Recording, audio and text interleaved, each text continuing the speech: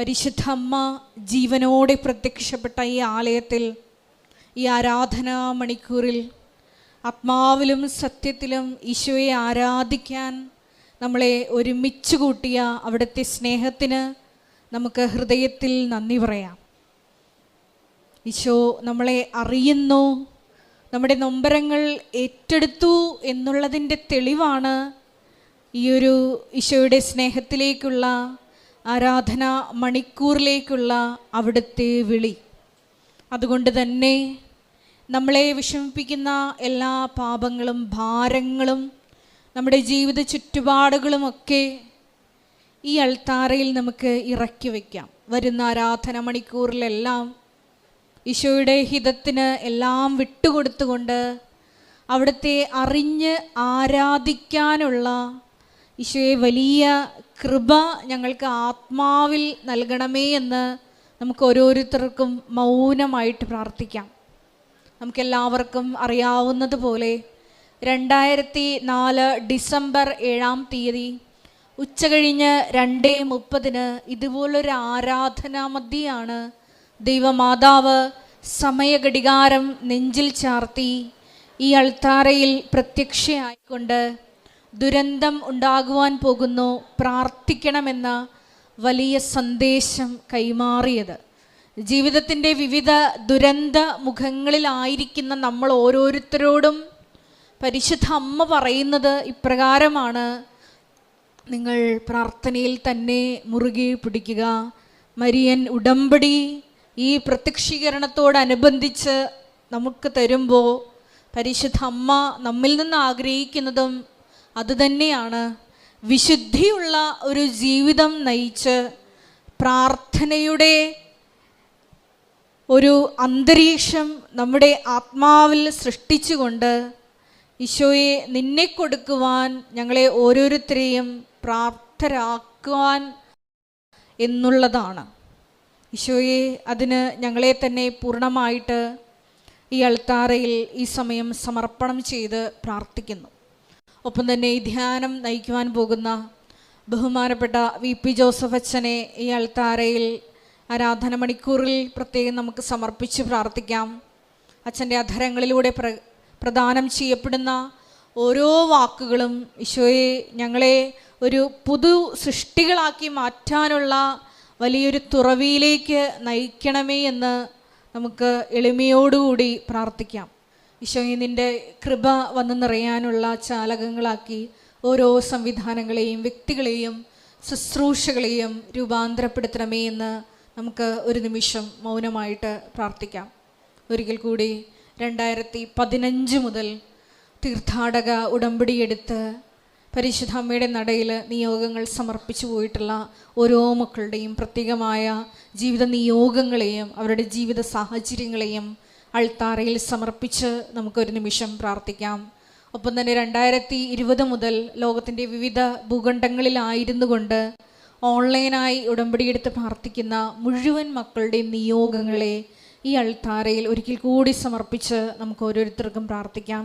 ഒപ്പം തന്നെ വിവിധങ്ങളായ സമയങ്ങളിൽ ഈ മരിയൻ ഉടമ്പടി ആരാധനയിൽ പങ്കെടുത്ത് പ്രാർത്ഥിക്കുവാൻ പോകുന്ന കൃപാസനത്തിൻ്റെ വിവിധ ഓൺലൈൻ ശുശ്രൂഷകളിൽ തത്സമയവും അല്ലാതെയും എല്ലാം പങ്കെടുത്ത് പ്രാർത്ഥിക്കുന്ന നിയോഗങ്ങൾ കമൻ്റായി സമർപ്പിച്ചിട്ടുള്ള ഓരോ മക്കളുടെയും നിയോഗങ്ങളെ ഈ അൾത്താരയിൽ സമർപ്പിച്ച് പ്രാർത്ഥിക്കാം. എല്ലാവരെയും കൃപാസനത്തിൽ ജീവനോടെ പ്രത്യക്ഷപ്പെട്ട ദൈവമാതാവിൻ്റെ പ്രത്യക്ഷീകരണത്തിൻ്റെ സ്ഥിരം സാക്ഷികളാക്കി നിത്യതയോളം ഉയർത്തണമേ എന്ന് പ്രാർത്ഥിച്ചുകൊണ്ട് ദിവ്യകാരുണ്യനാഥനെ വരവേറ്റുകൊണ്ട് നമുക്ക് ഇരുകരങ്ങളും ഉയർത്തി ശക്തമായി സ്തുതിക്കാം. Hallelujah, hallelujah. നീ എൻ്റെ രക്ഷകനും നീ എൻ്റെ വൈദ്യനും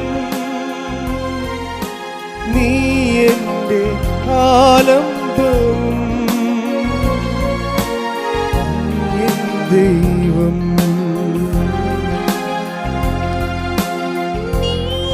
ദൈവം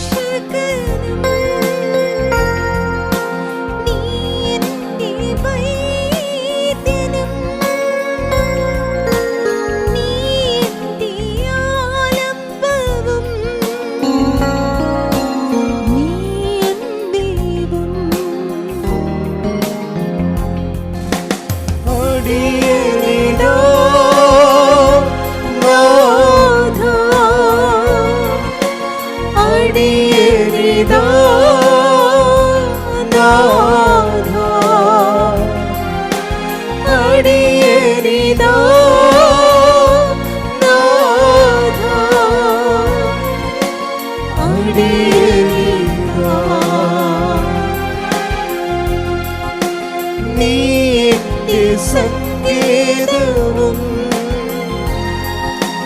നീ എന്റെ പരിശുദ്ധപരമം ദിവ്യകാരുണ്യത്തിന് നേരവും ആരാധനയും പുകഴ്ചയും ഉണ്ടായിരിക്കട്ടെ.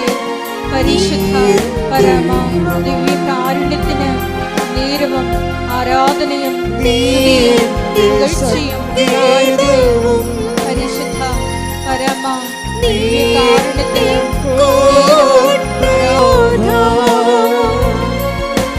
അടിയനിതാ നാഥാ അടിയനിതാ നാഥാ അടിയനിതാ.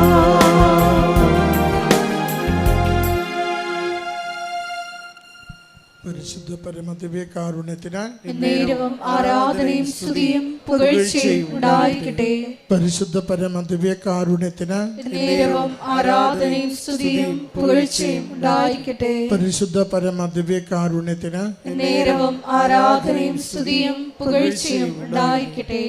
അമ്മേ പരിശുദ്ധ അമ്മേ അമ്മേ പരിശുദ്ധ അമ്മേ ദൈവമാതാവേ ദൈവമാതാവേ കൃപാസനത്തിലൂടെ ഞങ്ങൾക്കും ഞങ്ങളുടെ ദേശത്തിനും അമ്മ മാധ്യസ്ഥം തേടിത്തന്ന എല്ലാ അനുഗ്രഹങ്ങൾക്കും കൃപകൾക്കും ഞങ്ങളിപ്പോൾ ഹൃദയം നിറഞ്ഞ നന്ദി പറയുന്നു.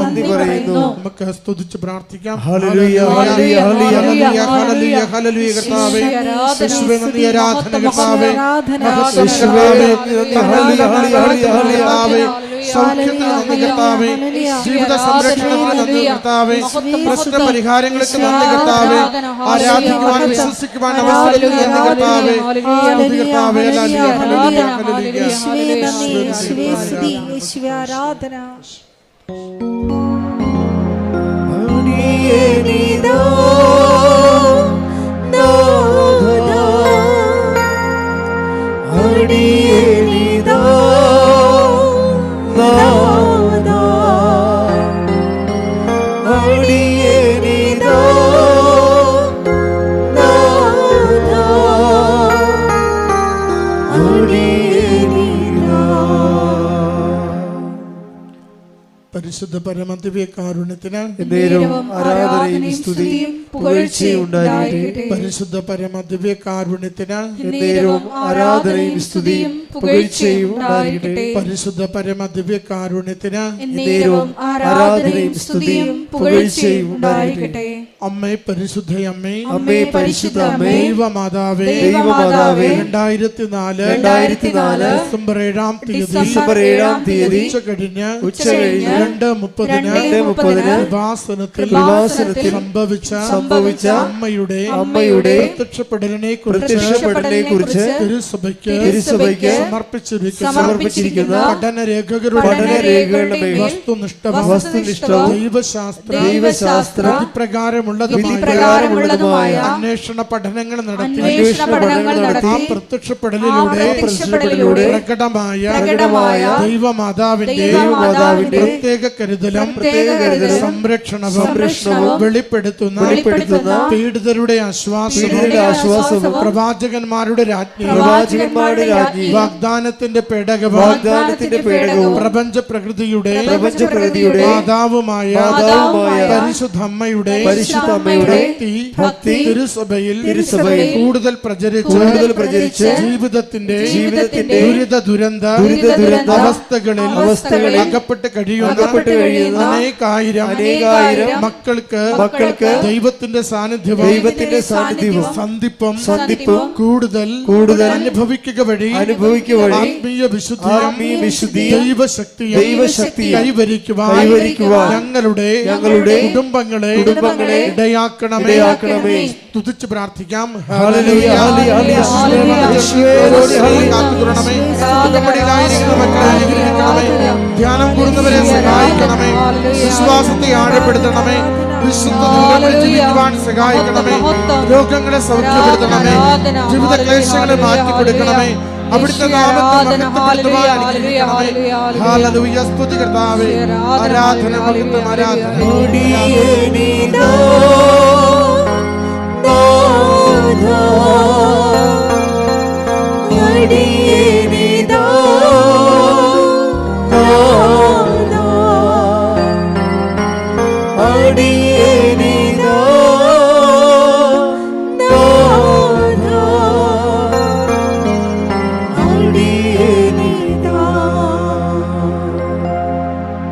പരിശുദ്ധ പരമദിവ്യകാരുണ്യത്തിന് ആരാധനയും സ്തുതിയും പുകഴ്ചയും ഉണ്ടായിരിക്കട്ടെ. പരിശുദ്ധ പരമദിവ്യകാരുണ്യത്തിന് ആരാധനയും സ്തുതിയും പുകഴ്ചയും ഉണ്ടായിരിക്കട്ടെ. പരിശുദ്ധ പരമദിവ്യകാരുണ്യത്തിന് ആരാധനയും സ്തുതിയും പുകഴ്ചയും ഉണ്ടായിരിക്കട്ടെ.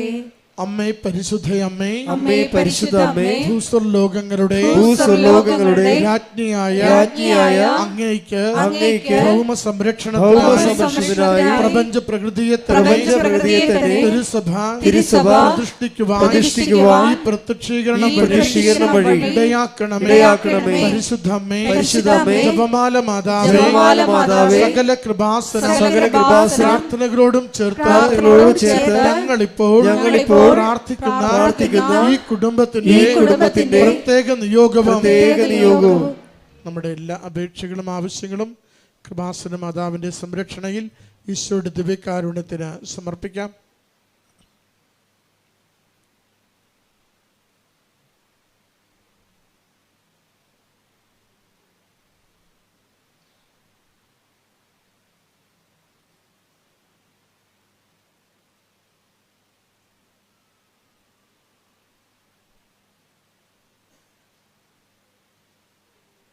അമ്മയുടെ പ്രത്യക്ഷീകരണത്തിന്റെ ഈ അനുഗ്രഹവേളയിൽ ഞങ്ങൾക്ക് സാധിച്ചു തരുവാൻ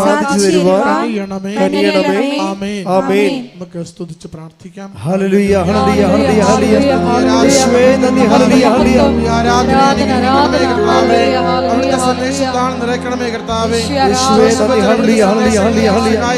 യേശുവേ സ്തുതി. Hallelujah, hallelujah, hallelujah. Hallelujah, hallelujah, hallelujah.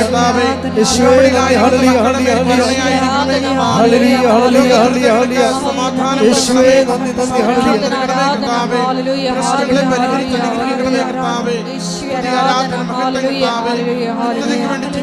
Hallelujah, hallelujah, hallelujah.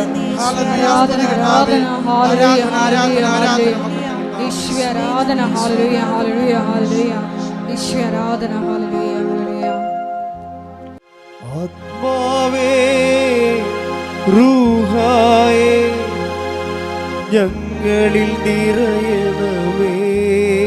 ചേർത്ത് പാടാം. ആത്മാവേ റൂഹായേ ഞങ്ങളിൽ നിറയണമേ. അഭിഷേകത്തിൻ കൃപയായി ഞങ്ങളിൽ നിറയുക ആത്മാവേ. അഭിഷേകത്തിൻ കൃപയായി ഞങ്ങളിൽ നിറയുക ആത്മാവേ. ആത്മാവേ റൂഹായേ, ആത്മാവേ റൂഹായേ ഞങ്ങളിൽ നിറയണമേ. എല്ലാവരും ഒന്ന് പാടിക്കേ. ആത്മാവേ റൂഹായേ ഞങ്ങളിൽ നിറയണമേ. അഭിഷേകത്തിൻ കൃപയായി ഞങ്ങളിൽ നിറയുക ആത്മാവേ. സിയോൻ ശാലിനിയിൽ തീനാവിന്നതുപോൽ ഞങ്ങളിൽ നിറയണമേ. പാടാം. സിയോൻ ശാലിനിയിൽ തീനാവിന്നതുപോ ഞങ്ങളിൽ നിറയണമേ. സിഹിയോൻ മാളികയിൽ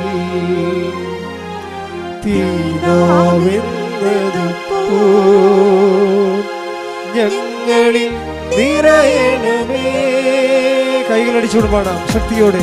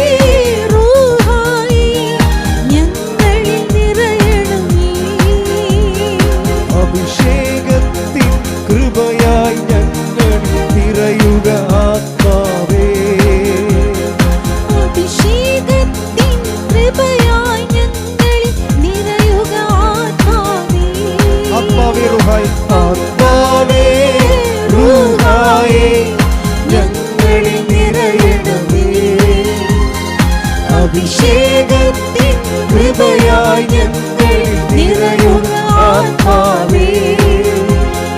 സിഹിയോൻ മാളികയിൽ തീനാവെന്നതുപോൽ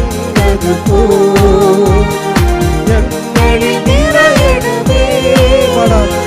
സിഹിയോൻ മാളികയിൽ തീനാവെന്നതുപോൽ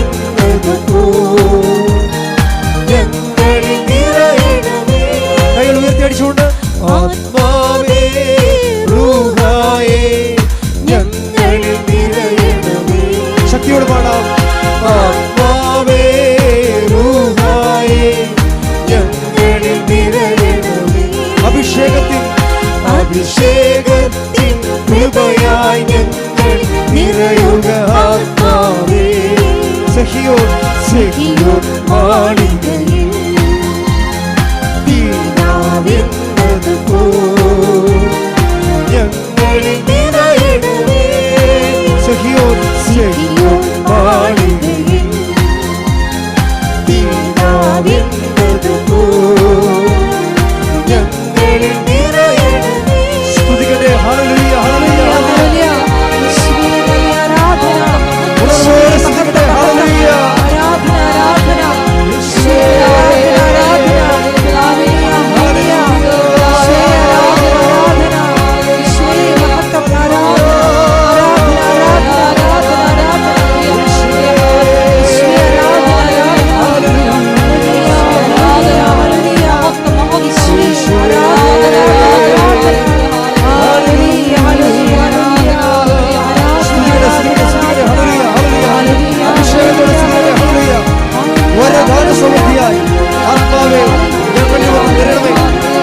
ആദിമ സഭയിൽ സ്ത്രീകന്മാരെ ശക്തിപ്പെടുത്തുന്നതുപോലെ ഞങ്ങളെ ശക്തിപ്പെടുത്തുവാൻ ബലപ്പെടുത്തുവാൻ ഞങ്ങളിലേക്ക് എഴുന്നള്ളി വരണമേ. Hallelujah hallelujah hallelujah hallelujah hallelujah. യേശുവേ നന്ദി. Hallelujah hallelujah. ആദിമ സഭയിൽ സ്ത്രീഹന്മാരിൽ ശക്തി പകർന്നതുപോൽ വരദാനങ്ങൾ നൽകി നീ ഞങ്ങളിൽ ശക്തരാക്കണമേ.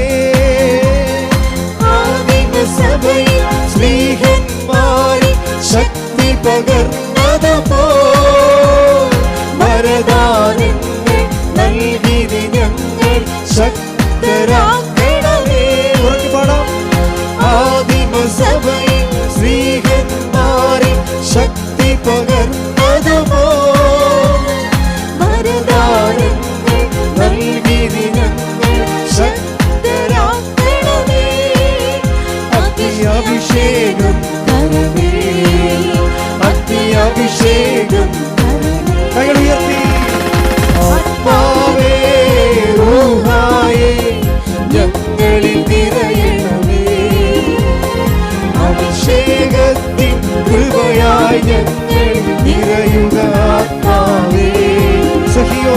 സെഹിയോൻ മാളികയിൽ തീനാവെന്നതുപോ ഞങ്ങളിൽ നിറയണമേ. സെഹിയോൻ മാളികയിൽ സെഹിയോൻ മാളികയിൽ തീനാവെന്നതുപോ ഞങ്ങളിൽ നിറയണമേ. സ്തുതിക്കട്ടെ. ഹല്ലേലൂയ ഹല്ലേലൂയ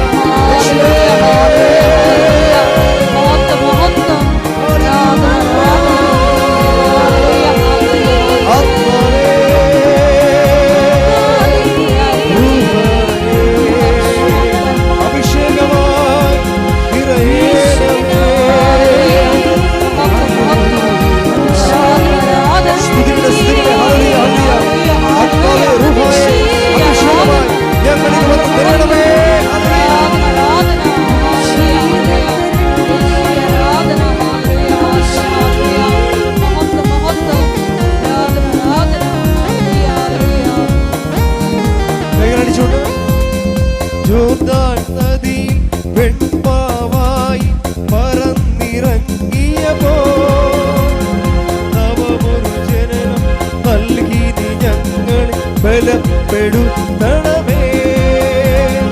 ജോർദാൻ നദിയിൽ വെണ്പാവായി പറന്നിറങ്ങിയപ്പോൾ നവമൊരു ജനനം നൽകി നീ ഞങ്ങളെ ബലപ്പെടുത്തണമേ. ജോർദാൻ നദിയിൽ വെണ്പ്രാവായി പറന്നിറങ്ങിയപ്പോൾ നവമൊരു ജനനം നൽകി ഞങ്ങൾ ബലപ്പെടുത്തണമേ. ആത്മശക്തി പകർന്നിടണമേ. ആത്മശക്തി പകർന്നിടണേ. ആത്മാവേ ആത്മാവേ റൂഹായേ ഞങ്ങളിൽ നിറയണമേ. അഭിഷേകത്തിൻ കൃപയായി ഞങ്ങൾ നിറയുക ആത്മാവേ. സെഹിയോൻ സെഹിയോൻ ചാലയിൽ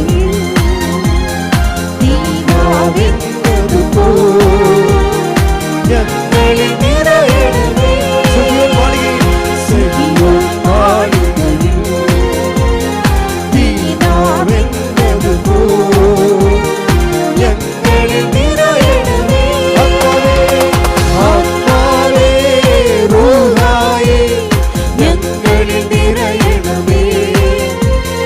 അഭിഷേകത്തിൻ കൃപയായി ഞങ്ങൾ നിറയുക ആത്മാവേ. കൈകൾ ഉയർത്തിയടിച്ചുകൊണ്ട് ആത്മാവേ റൂഹായേ ഞങ്ങളിൽ നിറയണമേ. അഭിഷേകത്തിൻ കൃപയായി ഞങ്ങൾ നിറയുക ആത്മാവേ. സെഹിയോൻ മാളികയിൽ തീനാവെന്നതുപോൽ ഞങ്ങളിൽ നിറയണമേ. സെഹിയോൻ മാളികയിൽ തീനാവെന്നതുപോൽ ഞങ്ങളിൽ നിറയണമേ. ഞങ്ങളിൽ നിറയണമേ. ഞങ്ങളിൽ നിറയണമേ. കൈകൾ ഉയർത്തിയടിച്ചുകൊണ്ട് ഞങ്ങളിൽ നിറയണമേ. ഞങ്ങളിൽ ഹല്ലേലൂയ ഹല്ലേലൂയ ഹല്ലേലൂയ. സ്തുതിക്കട്ടെ സ്തുതിക്കട്ടെ. Hallelujah hallelujah hallelujah. യേശുവേ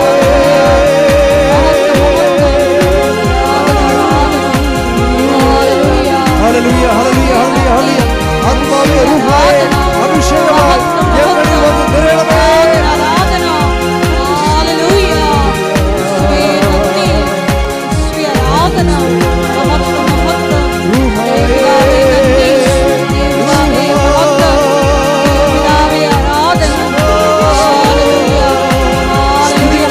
ഹല്ലേലൂയ. ഹല ഹല ഹല ഹല. ശരിയ വരിയ വരിയ വരിയ വരിയ വരിയ വരിയ. ഓ ആത്മാവേ പരിശുദ്ധാത്മാവേ അഭിഷേകമായി ഞങ്ങളിൽ വന്ന് നിറയണമേ.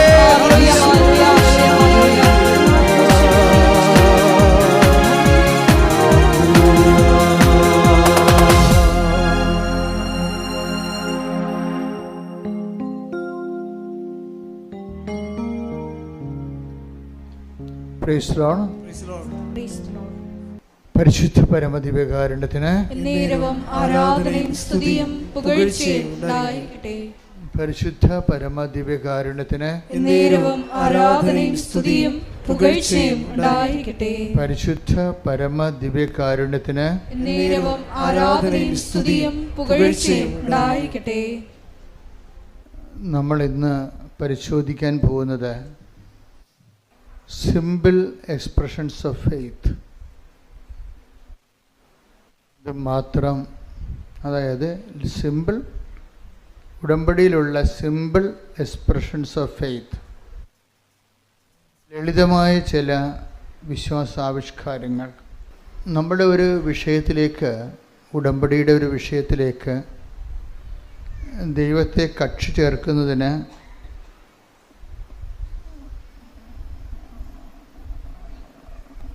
സാധാരണ മനുഷ്യരുടെ ജീവിതത്തിലെ അവർക്ക് ദൈവം കൊടുക്കുന്ന ചില ലളിതമായ പരിഹാര മാർഗങ്ങളുണ്ട്. ഞാൻ ഈ ദിവസങ്ങളിൽ കേട്ടൊരു സാക്ഷ്യത്തിൽ നിന്നാണ് എനിക്കത് മനസ്സിലായത് കൂടുതൽ. അതായത് ഈ ദിവസങ്ങളിലെ സാക്ഷ്യങ്ങൾ ലളിതമായ സാക്ഷ്യമാണ്. നിങ്ങൾക്ക് ചിലർക്ക് അതത്ര വലിയ സാക്ഷ്യമാണെന്ന് തോന്നത്തില്ല, പക്ഷെ വലിയ സാക്ഷ്യമാണത് കേൾക്കുമ്പോൾ. അതായത് ഒരു വ്യക്തിക്ക് അറബി രാജ്യത്ത് ജോലി നഷ്ടപ്പെടുന്നതാണ്. അപ്പോൾ ജോലി നഷ്ടപ്പെട്ട് കഴിഞ്ഞാൽ നിങ്ങൾക്കറിയാമല്ലോ, ഭൗതികമായി നമ്മളെല്ലാം ആശ്രയിച്ചിരിക്കുന്നത് ജോലിയിലാണ്. വരുമാന മാർഗം തീർന്നാൽ അതിൻ്റെ ഒപ്പം പല കാര്യങ്ങളും തീരും. അപ്പോൾ അത്ര നിസ്സാരമല്ല ജോലി എന്ന് പറയണത്. ഉടമ്പടിയിൽ ജോലി ഒരു പ്രധാനപ്പെട്ട സബ്ജക്റ്റാണ്. മനുഷ്യൻ്റെ എല്ലാ വിഷയങ്ങളും, ജീവിത പ്രാരാബ്ധങ്ങൾ ഒക്കെ ഉടമ്പടി വളരെ സുന്ദരമായിട്ട് കൈകാര്യം ചെയ്യുന്നത് കാണാം.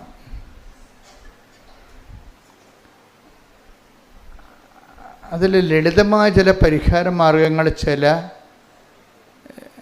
സാധാരണ മനുഷ്യരിൽ നിന്നുണ്ടാകുമ്പോൾ അതിൻ്റെ സ്ക്രിപ്ചറൽ സ്പേസ് സുവിശേഷവിഹിതമായി അതിൻ്റെ സ്ഥാനം എവിടെയാണ് എന്ന് പരിശോധിച്ചിട്ട് നിങ്ങൾക്ക് കൂടി, അവർക്ക് മാത്രമല്ല അവർ നേടിയെടുത്ത അതേ അനുഗ്രഹം നിങ്ങൾക്ക് നേടിയെടുക്കാൻ വേണ്ടി ആണ് ഞാനത് സാക്ഷ്യത്തെ ജനറലൈസ് ചെയ്യുന്നത്. ചില പെർട്ടിക്കുലർ കാര്യങ്ങളായിരിക്കും നടന്നത്, വളരെ സ്വകാര്യവും ഒറ്റപ്പെട്ടതുമായിട്ടുള്ള കാര്യങ്ങൾ. പക്ഷെ ഞാനത് സാക്ഷ്യത്തിൽ അത് വിശദീകരിക്കുമ്പോൾ എന്താണ് ഞാൻ ചെയ്യുന്നത്? ഞാനതിനെ ജനറലൈസ് ചെയ്തിട്ട് മറ്റുള്ളവരെ കൂടി ആപ്ലിക്കേറ്റ് ചെയ്യാൻ പറ്റുന്ന രീതിയിൽ ഞാനതിനെ ഒരു സയൻറ്റിഫിക് രീതിയിൽ അറേഞ്ച് ചെയ്ത് തരും നിങ്ങൾക്ക്. അവരിങ്ങനെ ചെയ്തപ്പോഴാണ് രക്ഷപ്പെട്ടത്. അത് ഇച്ചിരി കഥയുള്ളൂ. അവരിങ്ങനെ ചെയ്തപ്പോഴാണ് രക്ഷപ്പെട്ടത്.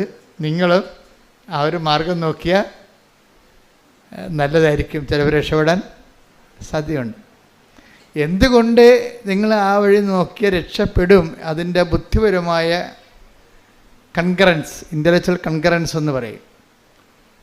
ബുദ്ധിപരമായിട്ടുള്ള യുക്തി എവിടെയാണ് അത് ഞാൻ സാക്ഷ്യത്തിൽ പറയും. അപ്പോഴേ കുറച്ച് എഡ്യൂക്കേറ്റഡ് ആയിട്ടുള്ള ഓഡിയൻസിനെ ഇപ്പം അച്ഛൻ പറഞ്ഞത് ശരിയാണ് എന്നവർക്ക് പറയും. കാര്യം അവർ യുക്തി കൊണ്ടാണ് ചില കാര്യങ്ങൾ ചെയ്യണത്. കുറച്ച് എഡ്യൂക്കേഷൻ കൂടി കഴിയുമ്പോൾ പിന്നെ നമ്മൾ റീസണും ഭയങ്കര വില്ലനായിട്ട് വർക്ക് ചെയ്യും. എഡ്യൂക്കേഷന് അങ്ങനെ ഗുണമുണ്ട് ദോഷമുണ്ട്. എഡ്യൂക്കേഷൻ ലെവൽ കൂടിക്കഴിഞ്ഞാൽ റീസൺ, ബുദ്ധി ഒരു വില്ലനായിട്ട് വർക്ക് ചെയ്യും. എന്തിൻ്റെ? വിശ്വാസത്തിൻ്റെ വില്ലനായിട്ട് വരും. ഇപ്പോൾ എല്ലാ സിനിമയിലും എല്ലാ കഥകളിലും ഒരു ഹീറോയും ഉണ്ടാവും, ഒരു വില്ലനും ഉണ്ടാവും. അപ്പോൾ ഹീറോ ആയിട്ട് വരണത് പലപ്പോഴും വിശ്വാസമായിരിക്കും. അതിൻ്റെ വില്ലനായിട്ട് വരണത് ആരായിരിക്കും? യുക്തിയായിരിക്കും.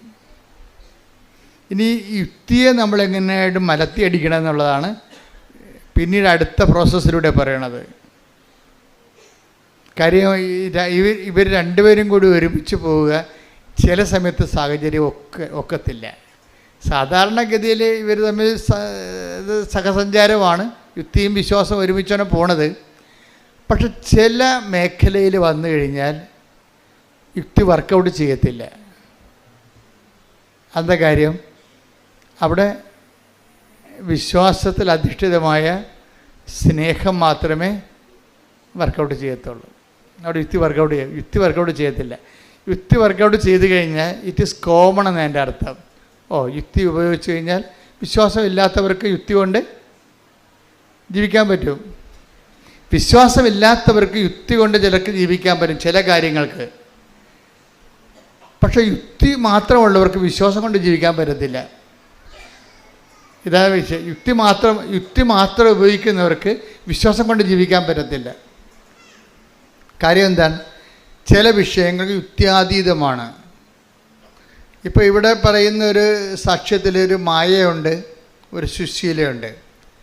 നാട്ടുകാരാണ്, ചേർത്തലക്കാരാണ് ഇവർ. അപ്പോൾ സുശീലയുടെ മകളാണ് ഈ മായ. മായയെ ഒരു അവളുടെ ഏജൻസി പറ്റിച്ചു എന്നാണ് പ്രശ്നം. ഈ കേസ് സ്റ്റഡി പോണത് ഇങ്ങനെയാണ്, ആ സാക്ഷ്യം പോണത് ഇങ്ങനെയാണ്. മായയെ ഏജൻസി 5 ലക്ഷം രൂപ വാങ്ങിച്ച് ഇവർ ഗൾഫിൽ ജോലി കൊടുക്കാമെന്ന് പറഞ്ഞു. പക്ഷേ കഫീലിന് അവിടെയുള്ള വിസ നമുക്ക് തരുന്ന ആളിന് ഏജൻസി പൈസ കൊടുത്തില്ല. ആ പൈസയും കൊണ്ട് ഏജൻസി മുങ്ങി. ഇപ്പോഴേ കഫീലിൻ്റെ പേരിലാണ് ഇവിടെ വിസ നിൽക്കണത്. അവരാണെങ്കിൽ അത് കാരണം എന്ത് പറ്റുമെന്ന്, ഇവരുടെ ജോലിയുടെ പകുതി ശമ്പളം കഫീലിന് പോവും. ഇവർ ജോലി ചെയ്യുന്നുണ്ട്, പക്ഷേ ശമ്പളം പകുതിയോളം ഈ വിസ തന്ന ആൾ, അവർക്ക് പൈസ കിട്ടിയില്ലല്ലോ, ഏജൻസിക്ക് പൈസ കിട്ടി, ഏജൻസി മുങ്ങിയല്ലോ. അപ്പോൾ ആ പൈസ അവർക്ക് കിട്ടാത്ത കാരണം ഇവരെ വെച്ചുകൊണ്ട് അവർ കാശുണ്ടാക്കുകയാണ്. പക്ഷേ ഇവർക്ക് രണ്ടുപേർക്കുള്ള കാശുകൾ നേരത്തെ കൊടുത്തിരുന്നു. അത് പക്ഷേ ഏജൻറ്റ് കഫീലിന് കൊടുത്തില്ല. അതാണ് പ്രശ്നം. വിസ ഡോണറിന് കൊടുത്തില്ല. ജീവിതം നരകതുല്യമായിപ്പോയി. എന്താ, ജോലിയേ ഇല്ല. ഉള്ള ജോലിയുടെ പകുതി ശമ്പളം കൊണ്ട് കഫീൽ പോകും. പിന്നെ ഇവർ തമ്മിൽ അവസാനം ഇത് പറഞ്ഞ് തർക്കമായി, വഴക്കായി, സങ്കടമായി, നിലവിളിയായി. പണി ചെയ്തിട്ട് കാര്യമില്ല, നാട്ടിൽ പൈസ അയക്കാൻ പറ്റണില്ല, ചിലവിന് പൈസ തികയുന്നില്ല. അന്യരാജ്യങ്ങളിൽ പോയി വിഷമിക്കുന്നവർ എന്തുമാത്രമാണെന്നറിയോ?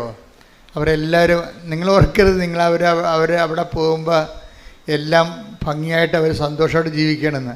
അവരിതിനേക്കാൾ കഷ്ടപ്പെട്ട് അതായത് ഒരു 60% പേര് ഇവിടെ കേരളത്തിൽ ജീവിച്ചതിനേക്കാൾ മോശമായിട്ട് അവിടെ ജീവിക്കണം. അവിടെ ചെന്നാലേ അത് മനസ്സിലാകത്തുള്ളൂ. ഞാൻ കഴിഞ്ഞ ദിവസങ്ങളിലൊക്കെ ഷാർജയിൽ ധ്യാനം നടത്തിക്കൊണ്ടിരിക്കും. ഇപ്പം രാവിലെ മുതൽ ആൾക്കാർ എന്നെ കാണാൻ വേണ്ടി നിൽക്കും. 5 മണി വെളുപ്പിന് 5 മണിക്ക് തന്നെ ആൾക്കാർ വരും. ഞാൻ 2 മണി വരെ കാണും. അപ്പോൾ ഞാൻ തളർന്നു പോകും. കാര്യം ധ്യാനമുണ്ട്. വൈകുന്നേരം 5 മണിക്ക് ധ്യാനം തുടങ്ങിയാൽ 10 മണിക്കാണ് തീരണത്. അപ്പം അതുകൊണ്ട് നമുക്ക് കുറച്ച് പ്രാർത്ഥിക്കണ്ടേ. അപ്പോൾ ഞാൻ 2 മണിയാകുമ്പോൾ ഒരു കണക്കിന് ഞാനത് അവസാനിപ്പിക്കും. അപ്പം അങ്ങനെ ആ മേഖലയിലെല്ലാം പറയുന്ന കാര്യങ്ങൾ എനിക്ക് പെട്ടെന്ന് മനസ്സിലാവും. അത് കാരണം നിങ്ങളങ്ങനെയുള്ള സങ്കടത്തിൽപ്പെട്ട് കിടക്കുന്ന എല്ലാവരെയും ഒന്ന് ഓർത്ത് ഒന്ന് ശക്തമായി ദൈവതിരുസന്നിധി ഏൽപ്പിച്ചുകൊണ്ട് സ്തുതിക്കട്ടെ. Hallelujah, hallelujah, hallelujah, hallelujah, hallelujah. യേശുവേ നന്ദി, ഹല്ലേലൂയ, ആരാധന യേശുവേ. വിദേശ ഹല്ലേലൂയ, രാജ്യങ്ങളിൽ ഹല്ലേലൂയ, ഹല്ലേലൂയ, പരിശുദ്ധ ഹല്ലേലൂയ. കാരണങ്ങൾ മൂലം യേശുവേ ആരാധന, ആരാധന. പോയ മക്കളെ ഈ ആരാധനയോട് ചേർത്ത് ഞങ്ങൾ സമർപ്പിച്ച് പ്രാർത്ഥിക്കുന്നു. സഞ്ചാരി മാതാവ് സഞ്ചരിച്ചെത്തി ആ മക്കളുടെ വിഷയങ്ങളിലെല്ലാം എത്രയും വേഗം ഇടപെട്ട് ഓടി വന്ന് ഈ ആൾക്കാരിൽ സാക്ഷ്യം പറയുവാൻ ആ മക്കൾക്ക് എല്ലാവർക്കും കൃപ നൽകണമേ. Hallelujah, hallelujah. മഹത്വം, മഹത്വം. സ്നേഹരാജാവേ, എന്നെന്നും എന്നുള്ളിൽ വാഴാം. സ്നേഹത്തിൻ പൂനിലാവേ, എന്നുള്ളിൽ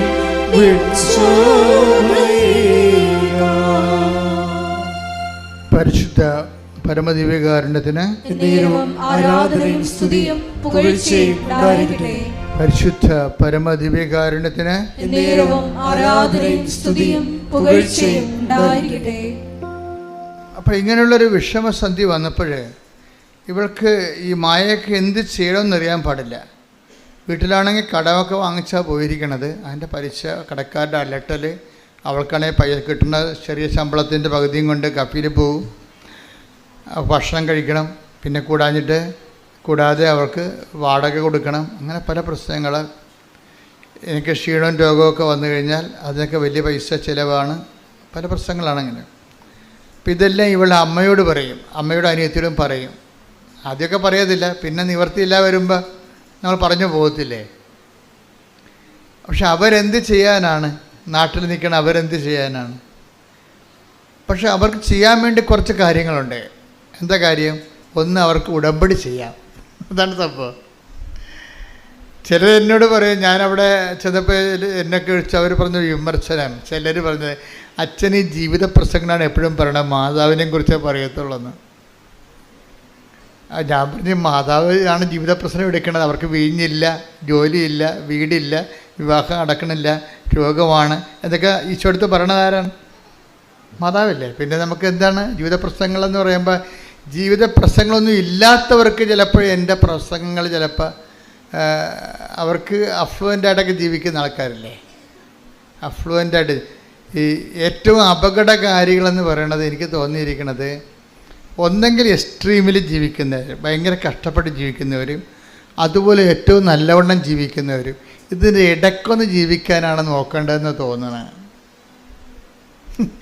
ഏറ്റവും നല്ലവണ്ണം ജീവിക്കുന്നവരുണ്ട്, അവർക്ക് ദൈവത്തിനെ കൊണ്ട് ആവശ്യമില്ല. ഏറ്റവും മോശമായിട്ട് ജീവിക്കുന്നവർ, അവരുടെ ജീവിതത്തിൻ്റെ പ്രശ്നങ്ങൾക്ക് പരിഹാരം ഉണ്ടായില്ലെങ്കിൽ പിന്നെ ദൈവത്തിന് എന്തിനാണെന്ന് അവർക്ക് ഒരു ഈ രണ്ട് കക്ഷികൾക്കും അവരെല്ലാം ഡേഞ്ചർ സോണിലാണ് നിൽക്കുന്നത്. ഈ നടുക്ക് നിൽക്കുന്ന ഒരു വിഷയം, ദൈവത്തിന് വേണ്ടി അവർക്ക് അത്യാവശ്യം ജീവിക്കാനുള്ള മാർഗമൊക്കെ ഉണ്ട്. ഇനി ദൈവത്തിൻ്റെ കൂടെ അവർക്ക് ജീവിക്കണമെന്ന് ആഗ്രഹമുണ്ട്. അപ്പോൾ അവർ ദൈവത്തെക്കുറിച്ച് പറയാൻ ഞങ്ങളെപ്പോലുള്ളവരെ വിളിക്കുകയും. പക്ഷേ ഉള്ള പ്രോബ്ലം വെച്ച് കഴിഞ്ഞാൽ, നമ്മൾ എല്ലാവർക്കും ഇപ്പോൾ അവിടെ ഞങ്ങളെ വിളിച്ചവരെ, ഞാനും ഇപ്പോൾ ഒരു ഷോജു എന്നും പറഞ്ഞൊരു ഷോജു, പിന്നെ ഒരു വത്സല, ഇവരാണ് എൻ്റെ അച്ഛന്മാരൊക്കെയാണ് അതിൻ്റെ ആധികാരികമായിട്ടുള്ള കറസ്പോണ്ടൻസ് ഉണ്ടെങ്കിലും ഇതിൻ്റെ മോഡുലേറ്ററായിട്ടൊക്കെ നിൽക്കുന്നവർ ഇവരാണ്. അപ്പം ഞാൻ രാവിലെ ആൾക്കാരെ കാണുന്നതിന് മുമ്പ് ഇവരുമായിട്ട് കുറച്ച് നേരം ഇരുന്ന് പ്രാർത്ഥിക്കും. കുറച്ച് നേരം ഇരുന്ന് അങ്ങനെ പ്രാർത്ഥിച്ചതിന് ശേഷം ധ്യാനത്തിൽ ഈശോ എന്താണ് ഇപ്പോൾ ചെയ്തുകൊണ്ടിരിക്കുന്നത്, ഇതിൻ്റെ സ്റ്റാറ്റസ് എന്താണ്, ഇതിൻ്റെ സ്റ്റാറ്റസ് എന്താണെന്ന് നോക്കാൻ, സ്ഥിതി എന്താണ്, ധ്യാനത്തിൻ്റെ സ്ഥിതി, ഇത് ധ്യാനം നന്നായിട്ട് വേണം പോകുന്നത്, അതോ ധ്യാനത്തിൻ്റെ അകത്ത് വല്ലതും കറക്ഷനുണ്ടോ, കർത്താവിന് എന്തെങ്കിലും കാര്യങ്ങൾ ഇതിൻ്റെ അകത്ത് കൂട്ടിച്ചേർക്കാനോ അത് കറക്റ്റ് ചെയ്യാനോ ഉണ്ടോ എന്നറിയാൻ വേണ്ടി ഞാൻ എപ്പോഴും അപ്പോഴും മാത്രമല്ല, ഞാൻ എപ്പോഴും ഇങ്ങനെ ഒരുവിധം പ്രാർത്ഥിക്കാൻ ദൗത്യമുള്ളവർ, ഈ ദൗത്യമുള്ളവർക്കുള്ള പ്രശ്നം എന്താണെന്നറിയാമോ? ദൗത്യമുള്ളവർക്ക് കൃപയുണ്ടാകും. അതുകൊണ്ട് ഞാൻ ദൗത്യമുള്ളവർ, ചുമ്മാ പ്രാർത്ഥന മാത്രമുള്ളവർ ഞാൻ അക്സെപ്റ്റ് ചെയ്യത്തില്ല. കാര്യം കൃപ, അത് പ്രാർത്ഥന മാത്രമുള്ളവർക്ക് അനുഗ്രഹം ഉണ്ടാവും, പക്ഷേ ദൗത്യമുള്ളവർക്ക് കൃപയുണ്ടാവും. അതുകൊണ്ടാണ് ഈ പൗരസപ്പോ ഒന്ന് കോറിന്തോസ് 15 എടുത്തേ മോനെ, 15:10 എടുത്തേ. 1 കോറിന്തോസ് 15:10. 1 കോറിന്തോസ് 15:10. ഞാൻ എന്തായിരിക്കുന്നുവോ അത് ദൈവകൃപയാലാണ്. എൻ്റെ മേൽ ദൈവം ചൊരിഞ്ഞ കൃപ നിഷ്ഫലമായി പോയിട്ടില്ല. നേരെ മറിച്ച് മറ്റെല്ലാവരെയുംക്കാൾ അധികം ഞാൻ അധ്വാനിച്ചു. എന്നാൽ ഞാനല്ല, എന്നിലുള്ള ദൈവകൃപയാണ് അധ്വാനിച്ചത്. Praise the Lord. അപ്പോൾ ഈ അധ്വാനിക്കുന്നവർക്കാണ് കൃപയുള്ളത്. അത് ഈ ഉടമ്പടിയിൽ ഇത്രയും പവറായിട്ട് കത്തിക്കാൻ കാര്യം ഇതിൻ്റെ അകത്ത് അധ്വാനമുണ്ട്. അല്ലാതെ പ്രാർത്ഥന മാത്രം, ചുണ്ടിൻ്റെ അധ്വാനം മാത്രമല്ല ഉള്ളത്. നിങ്ങൾക്ക് ആധ്യാത്മിക പാപ്പരത്വം സംഭവിക്കുന്നത് നിങ്ങൾക്ക് ചുണ്ടിൻ്റെ അധ്വാനം മാത്രം ഉണ്ടായി. കർണക്കൊന്ത 33 പ്രാവശ്യം ഇല്ലേ, വിശ്വാസപ്രമാണം 45 പ്രാവശ്യം, ചുണ്ടിൻ്റെ അധ്വാനം മാത്രമേ ഉള്ളൂ. ഇത് അധ്വാനമായിട്ട് ദൈവം കണക്കാക്കണില്ല. ചുണ്ട് അധ്വാനിക്കാൻ തന്നിരിക്കണമല്ല, കൈയും കാലമാണ് അധ്വാനിക്കാൻ തന്നിരിക്കണേ. അപ്പോൾ അധ്വാനിക്കുന്നവനാണ് കൃപയുള്ളത്. അതാണ് 1 കോറിന്തോസ് 15:10. ഞാൻ എന്തായിരിക്കുന്നുവോ, പറഞ്ഞ ഞാൻ എന്തായിരിക്കുന്നുവോ അത് ദൈവകൃപയാലാണ്. എന്റെ മേൽ ദൈവം ചൊരിഞ്ഞ കൃപ നിഷ്ഫലമായി പോയിട്ടില്ല. നേരെ മറിച്ച് മറ്റെല്ലാവരെയും കാൾ അധികം ഞാൻ അധ്വാനിച്ചു. എന്നാൽ ഞാനല്ല, എന്നിലുള്ള ദൈവകൃപയാണ് അധ്വാനിച്ചത്. അപ്പോഴേ അധ്വാനിച്ചത് എന്താണ്? എന്നിലുള്ള ദൈവാനുഗ്രഹമല്ല, പിന്നെന്താണ്? എന്നിലുള്ള ദൈവകൃപ. ദൈവകൃപയാണ് അധ്വാനിച്ചത്. ദൈവകൃപ എന്ന് പറഞ്ഞാൽ എന്താണ്? ദൈവത്തിൻ്റെ ശക്തി. അതാണ് 2 കൊരിന്ത്യർ 12:9. എന്താണ്? ബലഹീനതയിലാണ് ദൈവത്തിൻ്റെ കാര്യം. 2 കൊരിന്ത്യർ 12:9 പറയാതെ കൃപാസനം നിലനിൽക്കത്തില്ല. കാര്യം കൃപാസനം എന്ന് പറഞ്ഞാൽ കൃപയുടെ ഇരിപ്പിടമെന്ന് എൻ്റെ അർത്ഥം അല്ലേ. അപ്പോൾ അത് പ്രൊമോട്ട് ചെയ്യണതെല്ലാം എന്താണ്? ഗ്രേസാണ് പ്രൊമോട്ട് ചെയ്യണത്. അപ്പോൾ ഗ്രേസ് എന്ന് പറഞ്ഞാൽ എന്താണ്? അത് ദൈവത്തിൻ്റെ ശക്തിയാണ്. ഈ ദൈവത്തിൻ്റെ ശക്തി ഉള്ളവർക്ക് മാത്രമേ അധ്വാനിക്കാൻ, ദൈവത്തിന് വേണ്ടി അധ്വാനിക്കാൻ പറ്റത്തുള്ളൂ. ദൈവത്തിന് വേണ്ടി അധ്വാനം എന്താണ്? കർത്താവിനെ അറിയാത്തവരെ അറിയിക്കുക, അറിഞ്ഞവരെ, അതാണ് അധ്വാനം. ദൈവത്തിന് വേണ്ടിയുള്ള അധ്വാനം അതാണ്. ദൈവത്തിന് വേണ്ടിയുള്ള അധ്വാനം ഉള്ളവരെയാണ് ഞാൻ സാധാരണ മധ്യസ്ഥ പ്രാർത്ഥനയൊക്കെ കണ്ടുപിടിക്കുന്നത്. അവർക്ക് ദൈവത്തിന് വേണ്ടി ജോലി ചെയ്യാൻ പറ്റുമോ? കർത്താവിനെ അറിയാത്തവരെ അറിയിക്കുക. അയ്യോ ഞാനെങ്ങും പറയത്തില്ല, ഞാനെങ്ങനെ പറയും? ആൾക്കാർ ആൾക്കാർ വഴക്കിട്ട് അപ്പം ആൾക്കാരെ പേടിക്കും. അതായത് ദൈവകൃപ ഇല്ല എന്നുണ്ടെങ്കിൽ കൃപാസനം പത്രമൊന്നും കൊടുക്കാൻ പറ്റത്തില്ല. അവരെന്ത് പറയും?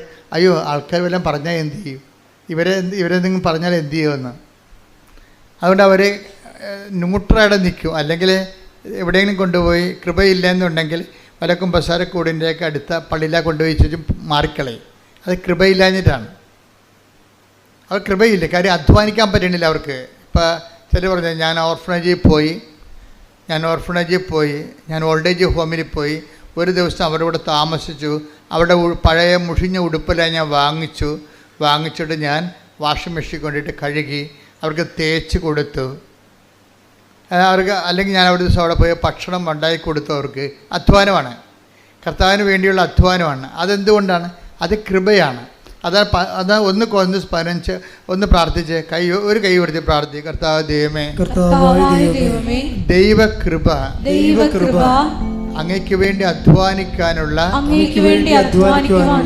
ദൈവകൃപ എന്നിൽ നിറയാൻ വേണ്ടി ഞാൻ പ്രാർത്ഥിക്കുന്നു. ശ്രുതികട ഹല്ലേലൂയ, ഹല്ലേലൂയ, ഹല്ലേലൂയ, ഹല്ലേലൂയ, യേശുവേ ഹല്ലേലൂയ, ഹല്ലേലൂയ, ഹല്ലേലൂയ, മഹത്വം, മഹത്വം, ആരാധന, ആരാധന, ഹല്ലേലൂയ, ഹല്ലേലൂയ, യേശുവേ ആരാധന, ഹല്ലേലൂയ, ഹല്ലേലൂയ.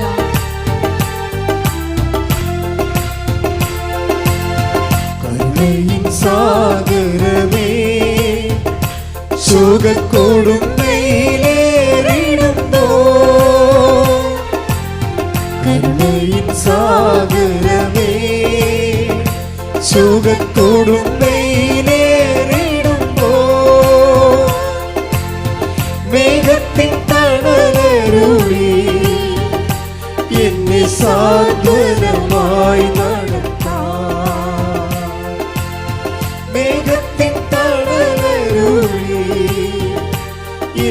സാന്ത്വനമായി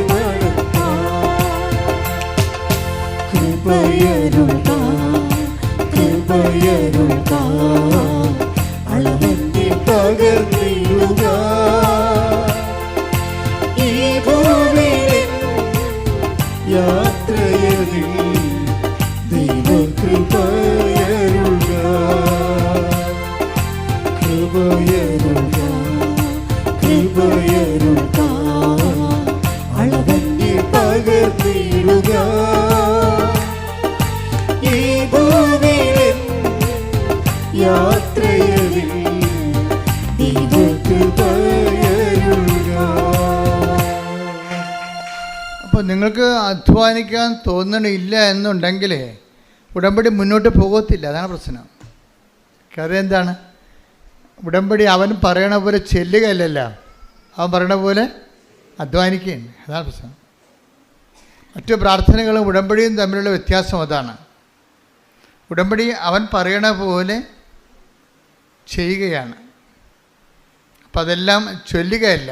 നമ്മൾക്ക് ഈ 10, 100 കൊല്ലം 1000 കൊല്ലം ഒക്കെ ആയിട്ടും ക്രിസ്ത്യാനിറ്റിയിൽ എത്ര നിങ്ങൾ പുതിയ പുതിയ പുതിയ ധ്യാന രീതികളൊക്കെ ഉണ്ടായാലും മനുഷ്യൻ പണ്ടേ ചെണ്ടയും കോരും ശങ്കരൻ തെങ്ങ തന്നെയാണ്. ചുണ്ടിൻ്റെ അഭ്യാസം അറിയാൻ പാടുള്ളത്. അതാണ് വിഷയം. അതാണ് അതിൻ്റെ വരുന്നത്. ഉടമ്പടി എല്ലാത്തിനേക്കാൾ വ്യത്യസ്തമാക്കുന്നത്. ഇപ്പോൾ ഫാദർ ആൻ്റണി ഓക്കാമിൻ്റെ സാക്ഷ്യമില്ലേ? ഇപ്പോൾ ഒരു 11,000 ആൾക്കാർ കണ്ടു രാവിലെ.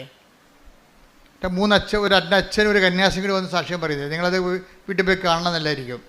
ഒരച്ഛനും 2 അച്ഛന്മാരും ഒരു കന്യാസിയും കൂടി പറയുന്ന സാക്ഷ്യം. ഫാദർ ആൻ്റണി ഓക്കാം ജർമ്മനിൽ 19 കൊല്ലം വർക്ക് ചെയ്യണം. അപ്പോൾ അദ്ദേഹം എന്താ പറയണമെന്ന് വെച്ച് കഴിഞ്ഞാൽ, ഞാനൊരു കവനൻറ്റിലാണ്. ബൈ ബർത്ത് ജ്ഞാനസ്ഥാനത്തിൽ നമ്മൾ കവനൻറ്റിലാണ്. പിന്നെ ഞാൻ പട്ടം കിട്ടിയപ്പോൾ ഒരു കവനൻറ്റിലാണ്. പിന്നെ എനിക്കെന്തിനാ വേറെ ഒരു കവനൻറ്റ്, മരിയൻ കവനൻറ്റ്? അപ്പം ഞാനിതിനെ നിഷേധിക്കുമായിരുന്നു. പുള്ളി അങ്ങനെ പറഞ്ഞത്. കാര്യം ഞാനെടുത്ത പട്ടത്തിൻ്റെ കവനൻറ്റിനേക്കാൾ വലുതാണോ ഈ മരിയൻ കവനൻറ്റ് എന്നാണ് അദ്ദേഹത്തിൻ്റെ അനിയൻ പണ്ട് ഉടമ്പടി എടുത്തപ്പോഴേ അനിയനോട് തർക്കിച്ച് വീട്ടിൽ വന്നപ്പോൾ തർക്കിച്ചതാണ്. ഇതാണ്, ഞങ്ങളെടുത്ത പട്ടത്തിനേക്കാൾ വലുതാണോ മരിയൻ ഉടമ്പടി എന്ന്. കാര്യം ഞങ്ങൾ ഒരു ലൈഫ് കമ്മിറ്റ്മെൻ്റ് എടുത്തിരിക്കുകയല്ലേ. അപ്പോൾ അതിൻ്റെ താഴെയല്ലേ ഇത് വരത്തുള്ളൂ എന്നുള്ളൊരു കൺഫ്യൂഷനായിരുന്നു. പക്ഷേ അച്ഛന് ഒരിക്കലും ഒരു പ്രശ്നമുണ്ടായി. പ്രശ്നം ഉണ്ടാകുമ്പോൾ പിന്നെ ഉടമ്പടിയേ ഉണ്ടാകത്തുള്ളൂ. അച്ഛൻ്റെ പ്രശ്നം എന്ന് വെച്ച് കഴിഞ്ഞാൽ, അച്ഛൻ ഒരു നല്ല മനസാക്ഷി കൂടുതലുള്ള അച്ഛനാണ്. അച്ഛൻ ഈ B1 B2 ഒക്കെ പാസ്സാകാത്ത പിള്ളേരെ ഇവിടുന്ന് കൊണ്ടുപോയി ജോലിക്ക് വേണ്ടി കൊണ്ടുപോയി. കാര്യം B1 B2 പാസ്സാക്കി അതിന് തന്നെ 7 ലക്ഷം രൂപയൊക്കെ 2 ലക്ഷം രൂപ 2 ലക്ഷം രൂപയൊക്കെ വാങ്ങിച്ചിട്ടാണ് ആൾക്കാർ B1 B2 ഒക്കെ പാസ്സാക്കി എടുക്കണത്. അതിനുശേഷം പിന്നെ ഏജൻറ്റിന് കാശ് കൊടുക്കേണ്ടി വരുമ്പോൾ അത് 46 ലക്ഷമൊക്കെയാണ് വരണത്. അപ്പം അച്ഛൻ ഇതൊന്നും പാസ്സാക്കാതെ 5 പൈസ വാങ്ങിക്കാതെ ഇവരോട് പറഞ്ഞ്, നിങ്ങൾ ജർമ്മനി വന്നിട്ട് അവിടെ നിന്ന് നമുക്ക് പഠിക്കാം, അവിടെ നിന്ന് പഠിച്ചിട്ട് നമുക്ക് അവിടെ നിന്ന് ജോലി സമ്പാദിക്കാം എന്ന് പറഞ്ഞു. അങ്ങനെ 11 പെൺപിള്ളേരെ ഇവിടുന്ന് കൊണ്ടുപോയി കഴിഞ്ഞപ്പോൾ എന്താ പ്രശ്നം എന്ന് വെച്ച് കഴിഞ്ഞാൽ, അവിടെ ചെന്നപ്പോൾ കുറേ പേര് പഠിക്കാൻ പോകത്തില്ല. കുറച്ച് പേര് ജോലി ചെയ്യാനും പോകത്തില്ല. പിന്നെ എന്തു ചെയ്യും? പഠിക്കാനോ പോകത്തില്ല, ജോലി ചെയ്യാനും പോകത്തില്ല. പിന്നെ എന്തു ചെയ്യും? വലിയൊരു ജലന് കൊടുക്കേണ്ടി വരികയല്ലേ. അപ്പോൾ വലിയ ഭാരമായി. ഇപ്പോൾ സൈകെട്ട 1-2 എണ്ണത്തിന് അച്ഛൻ തിരിച്ചു വിട്ട്. കാര്യം അവർ മുന്നോട്ട് കൊണ്ടുപോകാൻ പറ്റണില്ല. പക്ഷേ ഈ ആൾക്കാർ തിരിച്ച് വന്ന് നാട്ടിൽ വന്നു വെച്ചും തിരിച്ച് സ്വന്തം വിസയിൽ അവിടെ വിസ ഉണ്ടായിരുന്നില്ല, ആ വിസയിൽ അവിടെ തിരിച്ച് വന്നിട്ട് അച്ഛനെതിരെ കേസ് കൊടുത്തത്. കേസെന്ന് പറഞ്ഞു കഴിഞ്ഞാൽ നമുക്ക് അത്ര പബ്ലിക്കായിട്ട് പറയാൻ കൊള്ളാത്ത കേസ്. അച്ഛൻ പെട്ട്. അച്ഛൻ പറയണ, ഞാൻ നോൻപ് കാലത്താണ് കേസ് വന്നത്, എനിക്ക് ആരും ആശ്രയം, ഞാൻ കുരിശുരൂപം പിടിച്ച് കെട്ടിത്തൂങ്ങി കരഞ്ഞ്, എൻ്റെ മുറിയിലൊരു കുരിശുരൂപമുണ്ട്, ആ കുരിശുരൂപത്തെ കെട്ടി ഞാൻ കിടന്ന് കരകിയിരുന്നു. എന്താ കാര്യം വെച്ച് കഴിഞ്ഞാൽ, ഈ കേസ് ഹോസ്പിറ്റലുകാരെടുത്തിട്ട് ഈ പൈസ വാങ്ങിക്കാതെ കൊണ്ടുപോയി ഫ്രീ ആയിട്ട് പാവത്തങ്ങളെ പഠിപ്പിക്കണ ആ പ്രോജക്റ്റ് തന്നെ അവർ കട്ട് ചെയ്യാൻ പോകുന്നു. അപ്പം മൊത്തം ഇറങ്ങിപ്പോരേണ്ടി വരും, പോയ പോലെ തന്നെ എല്ലാം വരേണ്ടി വരും. അങ്ങനെയുള്ള ജീവിതത്തിൽ ഏറ്റവും ചങ്ക് കണ്ടിക്കുന്ന ഒരു പ്രശ്നമാണ്. അപ്പം നമുക്കൊക്കെ സ്വന്തമായിട്ട് സംഭവിക്കുമ്പോൾ മാത്രമേ ഇതിൻ്റെ ഊത്തലറിയത്തുള്ളൂ, അത്രയും വിഷമമായി. അപ്പോൾ അച്ഛൻ എപ്പോഴും സംസാരിക്കണ എന്തെങ്കിലും വിഷയങ്ങളുണ്ടെങ്കിൽ സംസാരിക്കണ ഒരു സിസ്റ്ററുണ്ട്. സിസ്റ്റർ പറഞ്ഞ്, സിസ്റ്റർ ഇതാണ് വിഷയമെന്ന് പറഞ്ഞു. അപ്പോൾ സിസ്റ്റർ എടുത്ത വാക്യം പറഞ്ഞ്, അച്ഛനെ ഉടമ്പടി എടുത്ത് രക്ഷപ്പെടുമെന്ന്, മാതാവ് രക്ഷപ്പെടുത്തുമെന്ന് പറഞ്ഞു. അപ്പോൾ ഈ ഭൂമിയിലെ എല്ലാ അതിർത്തികളിലും തന്നെ മാതാവിൻ്റെ ആൾക്കാരെ വെച്ചിട്ടുണ്ട്. കാര്യം ഇത് കൃപാസനത്തിൻ്റെയോ ഈ ധ്യാനകേന്ദ്രത്തിൻ്റെ ഒരു വിഷയമല്ല. ഇതാരുടെ വിഷയമാണ്? ഇത് ദേവപിതാവിൻ്റെ വിഷയമാണ്. കാര്യം ഞാൻ പറഞ്ഞിട്ട് അല്ലല്ല അമ്മ പ്രത്യക്ഷപ്പെട്ടത്. ദുരന്തമുണ്ടാകാൻ പോണ് പ്രാർത്ഥിക്കണമെന്ന് ദൈവം എടുത്ത ഒരു തീരുമാനത്തിന് എന്നെക്കൂടി സാക്ഷിയാക്കിയെന്നേ ഉള്ളൂ. അതിൻ്റെ കാരണങ്ങളുള്ളത് വെച്ചാൽ ഞാൻ വർഷങ്ങളായിട്ട് കർത്താവിൻ്റെ കൂടെ നടക്കണത് കൊണ്ട് കർത്താവ് എനിക്ക് തന്ന ഒരു യോഗ്യതയാണ്, കർത്താവ് കണ്ടെത്തിയൊരു യോഗ്യതയാണ്. പക്ഷെ അതിലൂടെ ദൈവം ആരാണ്? ദൈവം ദൈവത്തിൻ്റെ ജോലിയാണ് ചെയ്യണത്.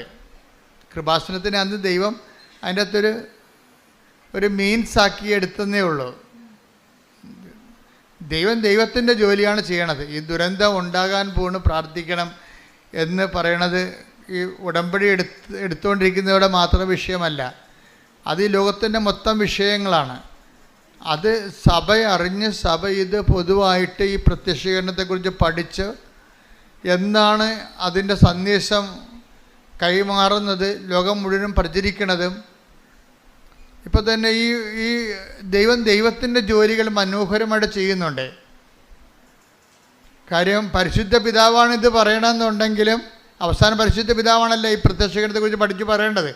എന്നാലും കത്തോലിക്കരല്ലേ കേൾക്കത്തുള്ളൂ, അതല്ലേ വിഷയം. ഇപ്പം തന്നെ ഇവിടെ വരുന്നത് ആരാണ്? ഹിന്ദുസ് വരുന്നുണ്ട്, ഇവിടെയൊക്കെ മുസ്ലിംസ് വരുന്നുണ്ട്, CSIക്കാർ വരുന്നുണ്ട്. അപ്പോഴെന്ന് വെച്ച് കഴിഞ്ഞാൽ ദൈവത്തിൻ്റെ ജോലി ചെയ്യുന്നുണ്ട് ഇപ്പം തന്നെ. എന്ന് വെച്ചാൽ എല്ലാ മനുഷ്യരെയും ആണ് ദുരന്തം ബാധിക്കാൻ പോണത്. അത് ക്ലൈമറ്റ് ചേഞ്ച് ആയാലും ശരി, മറ്റു തരത്തിലുള്ള ദുരന്തമായാലും ശരി. ദുരന്തം ജാതി മതം നോക്കിയിട്ടാണ് ദുരന്തം വരണത്? അല്ല, അതെല്ലാം എല്ലാ മനുഷ്യരും എന്തെങ്കിലും വന്നാൽ എല്ലാ മനുഷ്യരും അനുഭവിക്കേണ്ടി വരും. അപ്പം അതുകൊണ്ട് തന്നെ ദൈവം കൃപാസനത്തിലൂടെ എല്ലാ മനുഷ്യരെയുമാണ് വെൽക്കം ചെയ്യണത്. എന്താണ്? നിങ്ങൾ ഈ വിഷയത്തിൻ്റെ ഒരു ഭാഗമാകണം. നിങ്ങൾ ഈ വിഷയത്തിലൊരു ദൈവാനുഭവം ഉണ്ട്. ആ ദൈവാനുഭവം നിങ്ങൾക്ക് കിട്ടിക്കഴിയുമ്പോൾ നിങ്ങളിതിൻ്റെ പ്രയോക്താക്കളാകും. അങ്ങനെ ദൈവത്തിൻ്റെ തിരുമനസ് കൈമാറ്റം നടക്കണം. അപ്പം നിങ്ങൾ ഇതിൻ്റെ അകത്ത് ഒരു കുറിഞ്ഞ് മരുന്ന് ഇരിക്കുന്ന സ്ഥലമെന്ന് പറയണത് ദൈവത്തിൻ്റെ തിരുമനസ് നമ്മൾ മറ്റുള്ളവരെ അറിയിക്കുക എന്നുള്ളതാണ്. അതാദ്യമേ നിങ്ങൾ ചെയ്ത ഉടമ്പടി പെട്ടെന്ന് ലൈവാകും. നിങ്ങൾക്ക് അച്ഛൻ പറഞ്ഞാൽ മനസ്സിലാകുന്നുണ്ടോ? ഇതിനകത്തുള്ള ദൈവികമായ രഹസ്യമായ അജണ്ട എന്താണ്? രഹസ്യകാര്യ പരിപാടി എന്താണ്? അതായത് ഈ ദുരന്തം ഉണ്ടാകാൻ പോണ് പ്രാർത്ഥിക്കണമെന്ന് പറഞ്ഞ് ആ ദൈവത്തിൻ്റെ ദുരന്തത്തെ കണ്ടറിഞ്ഞ് പ്രാർത്ഥിക്കാനുള്ള പ്രാർത്ഥനാ സൈന്യങ്ങളുടെ എണ്ണം ജാതി മതത്തിൻ്റെ അപ്പുറത്തേക്ക് എല്ലാ മനുഷ്യരിലേക്ക് സന്ദേശം കൈമാറണം. ഈ സന്ദേശം കൈമാറിക്കൊണ്ട് അവരവർ കർത്താവെ ഈ ദുരന്തം ഉണ്ടാകാൻ പോകുന്നു പ്രാർത്ഥിക്കണമെന്ന് പറഞ്ഞതിൻ്റെ ഭാഗമായിട്ട് എൻ്റെ പ്രാർത്ഥനകൾ അങ്ങ് സ്വീകരിച്ചുകൊണ്ട് ഈ ലോകത്തിൽ സംഭവിക്കാൻ പോകുന്ന വിപത്തുകളിൽ നിന്ന്, ഒരു വ്യക്തികൾക്ക് സംഭവിക്കാൻ പോകുന്ന വിപത്തുകളിൽ നിന്ന് അങ്ങ് ഈ പ്രാർത്ഥനയുടെ ഫലമായി മോചിക്കണമേ എന്ന് പ്രാർത്ഥിക്കുമ്പോൾ ദൈവത്തിൻ്റെ രക്ഷാകര നടപടികളിൽ നമ്മൾ ഒരു കണ്ണിയായിട്ട് മാറുകയാണ്. ഇത് ആദ്യമേ ചെയ്ത പ്രശ്നം തീർന്നു. നിങ്ങൾ IATS പാസ്സാകട്ടെ, എനിക്ക് ജോലി കിട്ടട്ടെ, എന്നിട്ട് ഞാൻ ദൈവത്തിൻ്റെ ജോലി ചെയ്യാമെന്ന് പറഞ്ഞു. നിങ്ങൾക്ക് 90% ആൾക്കാർ വിഡ്ഢികളാണ് ഉടമ്പടി എടുത്തിരിക്കണവർ. എന്നുവെച്ചാൽ അവർ ചിന്തിക്കണത് എൻ്റെ കാര്യവും നടക്കട്ടെ, അത് കഴിഞ്ഞിട്ട് ഞാൻ ദൈവത്തിൻ്റെ കാര്യങ്ങൾ ചെയ്യാം. അങ്ങനെയല്ല ഇത് ആദ്യമേ തന്നെ ഉടമ്പടിയിലാകുമ്പോൾ തന്നെ എന്തിനാണ് ഉടമ്പടിയിലാകണത്? ദൈവത്തിൻ്റെ കാര്യം ചെയ്തോളാമെന്നാണ് പറഞ്ഞത്. അവൻ പറയണ പോലെ ചെയ്തോളാമെന്നാണ് പറയണത്. അവൻ പറയണ പോലെ തന്നെ എല്ലാ വിശ്വാസത്തോടെയും ദൈവസ്നേഹത്തോടെയും ഒക്കെ സന്തോഷത്തോടെ അങ്ങനെ ചെയ്യേണ്ടത്. ഇപ്പം പലർക്കും ചെയ്ത്തുകാരുടെ എണ്ണം കൂടുതലാണ്, എല്ലാവരും ഒക്കെ ചെയ്യുന്നുണ്ട്. പക്ഷേ സന്തോഷത്തോടെയാണോ? അതാണ് വിഷയം. അവിടെയാണ് അത് വിഷയമാണ്. ചെയ്യാം അളിഞ്ഞ മോന്തമായിട്ടാണ് പല ആൾക്കാരും ഓരോ കാര്യം ചെയ്തു കൂട്ടണത്. എനിക്കിത് കാണുന്നത് ദേഷ്യമാണ്. ഈ ആൾക്കാർ ചെയ്ത് കൂട്ടുന്ന കാര്യങ്ങൾ അറിയാൻ പാടില്ലാതെ ഓരോ കാര്യം ചെയ്യും. ഇനി 10 പത്ര, ഇനി 8 എണ്ണം ഉണ്ട്, ഇത് ആർക്ക് കൊണ്ട് ചെലുത്താൻ, അവൻ്റെ മോന്ത അളിഞ്ഞിരിക്കണം കണ്ടില്ലേ? ഇതാ വിഷയം. ഇതെങ്ങനെയല്ല ചെയ്യേണ്ടത്. ശരിക്കും പറഞ്ഞാൽ ദൈവത്തിൻ്റെ വിഷയമായിട്ട് ചെയ്യുമ്പോൾ നിങ്ങൾ സന്തോഷത്തോടെ അവൻ പോയി ഒരു രത്നം കണ്ടെത്തി കഴിഞ്ഞാൽ ദൈവരാജ്യത്തെക്കുറിച്ച് എന്താ ഈശോ പറയണത്? ഒരു രത്നം കണ്ടെത്തി കഴിഞ്ഞാൽ take the bed of God. Mathai 13:44. Mathai 13:44. സ്വർഗരാജ്യം ദൈവരാജ്യം വയലിൽ ഒളിച്ചു വെച്ചിരിക്കുന്ന നിധിക്ക് തുല്യമാണ്. അത് കണ്ടെത്തുന്നവൻ അത് മറച്ചു വെക്കുകയും സന്തോഷത്തോടെ പോയി തനിക്കുള്ളതെല്ലാം വിറ്റ്. അപ്പൊ നമുക്ക് കുറച്ച് നഷ്ടം വരും, മനസ്സിലായില്ലേ? സമയ നഷ്ടം വരും, സാമ്പത്തിക നഷ്ടം വരും, മറ്റുള്ളവരുടെ വായിരിക്കണം കേൾക്കണം. കുറച്ച് നിങ്ങൾ ഓർക്കരുത് ലാഭം വരുമെന്ന് പറഞ്ഞ് പഠിക്കിറങ്ങരുത്. നിങ്ങൾ കർത്താവിനാണോ ഇതുവഴി നിങ്ങളെ ജോലി ചെയ്യാൻ ഉദ്ദേശിക്കുന്നുണ്ടെങ്കിൽ നഷ്ടമുള്ള കാര്യം ഉറപ്പാണ് ആദ്യമേ. എന്താ? നമ്മുടെ സമയം പോകും. നമ്മൾ വീട്ടിലില്ലാത്ത കാരണം വീട്ടിലുള്ളതിന് സമയത്ത് കാപ്പി കിട്ടില്ലെങ്കിൽ അമ്മ എവിടെ പോയി? ഞാൻ പത്രം കൊടുക്കാൻ പോയി. മണ്ണാൻ കെട്ട ആ വെരുക് നിങ്ങളുടെ കഴുത്തേക്ക് കയറിയിരിക്കും. എന്താ കാര്യം? നിങ്ങൾ സമയാസമയങ്ങൾ നിന്നിട്ട് കാപ്പി അന്നത്തിൽ കൊടുത്തിട്ടില്ലേ? അങ്ങനെ പഠിപ്പിച്ച് വെച്ചിട്ടാണേ. വേണേൽ മര്യാദക്ക് ഉണ്ടാക്കി കുടിക്കടാന്ന് പറഞ്ഞത്തേക്ക് പ്രശ്നം തീർന്നേനാ. മര്യാദക്ക് ഉണ്ടാക്കി കുടിക്കടാ, ഞാൻ പത്രം കൊടുക്കാൻ പോകണമെന്ന് പറയാനുള്ള കമാൻഡ് അമ്മ കളഞ്ഞേ. അമ്മ പഞ്ചപുച്ച വെച്ച് ഒച്ചാനിച്ച് ഇവൻ പറയണ ഇഡ്ഡലി വേണ്ട ഇഡ്ഡലി. അപ്പോൾ പറയാം എനിക്ക് ഇഡ്ഡലി വേണ്ട എനിക്ക് ദോശ മതി എന്ന് പറയും. മനുഷ്യൻ്റെ വായി കുത്തിക്കയറ്റിട്ട് പോടാ, അല്ല വീട്ടിൽ എറിഞ്ഞിട്ട് പോടാന്ന് പറയണം. അങ്ങനെ പറയാനുള്ള ചങ്കൂറ്റം ഉണ്ടെങ്കിൽ മര്യാദക്ക് ഉള്ളതുകൊണ്ട് കഴിക്കും. ഇത് ഒരിടത്ത് ഒതുങ്ങണില്ലല്ല. പിള്ളേർ ഒതുങ്ങണ്ട. പിള്ളേരുടെ ബലിയാടല്ലേ മാതാപിതാക്കന്മാരെ പലരും. ഒരുത്തൊരു ദോശ മറ്റേ അപ്പം പുട്ട് മതി. അപ്പോൾ പിന്നെ പുട്ട് കുത്താൻ നടക്കണം, പിന്നെ ദോശ ഉണ്ടാക്കാൻ നടക്കണം. ഇതെല്ലാം കൂടി ഒരു അമ്മയുണ്ട്. നിങ്ങളിങ്ങനെ ആക്കിയതാണേ, നിങ്ങളിങ്ങനെ ആക്കിയെടുത്തതാണ്. അതുകൊണ്ടാണ് ഇന്ന് നിങ്ങൾക്ക് ചില ആൺപിള്ളേരുമായിട്ട് അമ്മമാർ വരും എൻ്റെ അടുത്ത്. അപ്പോൾ ഞാൻ പറഞ്ഞു എത്ര പിള്ളേരുണ്ട്? 3 പിള്ളേരുണ്ട്. എത്ര ആൺപിള്ളേരുണ്ട്? ആൺപിള്ളേരാണ് എല്ലാവരും. ഞാൻ പറഞ്ഞു എല്ലാം വന്നിട്ടുണ്ടോ ഇവിടെ? 2 വന്നിട്ടുണ്ട്. ഉള്ളതിനെ കണ്ട് വിളിക്കാൻ പറയും. ഉള്ളതിനെ കണ്ട് ഇതിന് പറയും എടാ നിൻ്റെയൊക്കെ ഉടുപ്പ് നീ തന്നെ അലക്കിയേക്കണം, അമ്മയെ കൊണ്ട് അലപ്പിക്കരുത്. മനസ്സിലായോ? നിൻ്റെയൊക്കെ പാത്രം നീ തന്നെ കഴിവിച്ചേക്കണം. ഞങ്ങളാണ് അച്ഛ കഴുകണത്. ക്ലിയറായി. എന്താ കാര്യം എന്നറിയാവോ? അമ്മയുടെ നടുവെല്ലാം ഒരുപോലെ എല്ലാ കാലത്തും ഒരുപോലെ ഇരിക്കത്തില്ല. അതാണ് വിഷയം. അമ്മ ക്ഷീണിച്ചുകൊണ്ടിരിക്കുകയല്ലേ, നന്നായിക്കൊണ്ടിരിക്കുകയാണ് അല്ലല്ലോ, ക്ഷീണിച്ചുകൊണ്ടിരിക്കുകയല്ലേ. അപ്പോൾ ഇവരെ സംബന്ധിച്ചിടത്തോളം നാളെ കാലങ്ങളിൽ നിങ്ങൾ അവരുടെ ഉടുപ്പും തൂവാലും എല്ലാം അവരുടെ കല്യാണത്തിന് സമയത്ത് വരെ നിങ്ങൾ അലക്കി തേച്ചു. അത് ഞാൻ അലക്കിയാലേ ശരിയാകത്തുള്ളൂ. പിന്നെ അത് നിങ്ങളുടെ ചിന്തയാണ്. നിങ്ങൾ അവിടെ ആൾ കളിക്കാൻ വേണ്ടി ഉണ്ടാക്കിയിട്ടുള്ള നിയമമാണ്. ഞാൻ അലക്കിയാലേ ശരിയാകും. അവർക്ക് വാദമൊന്നുമില്ല. മര്യാദക്ക് അലക്കണം. ആദ്യമേ തുടങ്ങണം ഈ പരിപാടിയൊക്കെ, ആദ്യമേ തുടങ്ങണം ഈ വിഷയങ്ങളൊക്കെ. അല്ലെന്നുണ്ടെങ്കിൽ നിങ്ങളവർക്ക് പിടിക്കത്തില്ല. ഒരു കാലം കഴിയുമ്പോൾ നിങ്ങളെ അവർക്ക് പിടിക്കത്തില്ല. എന്താ വെച്ചാൽ അവർക്ക് 10, 35, 30 വയസ്സായി കഴിയുമ്പോൾ, 25 വയസ്സായി കഴിയുമ്പോൾ അമ്മയ്ക്ക് പഴയതുപോലെ പലരെ ഒപ്പിക്കണം. അപ്പൻ അതിനേക്കാൾ വലിയ കർക്കശ അപ്പുറത്ത്. അപ്പോൾ ഇതിൻ്റെ ഇടയ്ക്ക് ഇവരെല്ലാവരും ഒപ്പിച്ച് വരുമ്പോൾ നമ്മളൊരു പരുവത്തിലാകും. ആർക്കും പിടിക്കത്തുമില്ല. പോരെ? അപ്പനും പിടിക്കത്തില്ല, അമ്മയ്ക്കും മക്കൾക്കും പിടിക്കത്തില്ല. നമ്മൾ അതിനിടക്കിടക്ക് മരുമകൾ കയറി വരികയാണെങ്കിൽ അവൾ കയറി വിരകി എല്ലാം അവിടെ കയ്യിലാക്കി. ഇപ്പം എന്താ? അപ്പം മകന് സമാധാനം. ഇപ്പോൾ അമ്മയല്ലേ എനിക്ക് ഉടുപ്പിലൊക്കെ തരാൻ ബുദ്ധിമുട്ടാണ്. ഇപ്പം അവന് പ്രശ്നമില്ല. അവൻ്റെ വീക്ക്നെസ് കണ്ടുവിട്ടിട്ട് അവൾ അതിൻ്റെ അകത്ത് കയറി കളിച്ച ആളാകും. ഉടമ്പടി എടുക്കുമ്പോൾ നമ്മൾ ശ്രദ്ധിക്കേണ്ട കാര്യം, ദൈവ സ്നേഹത്തിന് വിരുദ്ധമായ എന്തെങ്കിലും അടിയൊഴുക്കുകളുണ്ടെങ്കിൽ ഉടമ്പടി വർക്കൗട്ട് ചെയ്യത്തില്ല. ദൈവസ്നേഹത്തിന് നിങ്ങളെ അതായത് നിങ്ങളുടെ മനസ്സിലിരിപ്പ് വേറെ വല്ലതും ആണെങ്കിലേ അതിനാണ് ഈ സത്യഹൃദയം എന്ന് പറഞ്ഞ വാക്കുണ്ട്. സത്യഹൃദയം. ഹെബ്രായർ 10:22. ഹെബ്രായർ 10:22. അതിനാൽ വിശ്വാസത്തിന്റെ ഉറപ്പുള്ള സത്യഹൃദയത്തോടെ എന്ന് പറഞ്ഞ് കേട്ടില്ലേ? സത്യഹൃദയം. അപ്പം കള്ളഹൃദയം ഉണ്ടെന്ന് എൻ്റെ അടുത്ത് അല്ലേ? ഇപ്പം മനസ്സിലായില്ലേ? ഇപ്പോഴാണ് മനസ്സിലാകുന്നത്. ഇത് സ്കാനിങ് അല്ലേ? ധ്യാനം എന്ന് പറഞ്ഞാൽ എന്താണ്?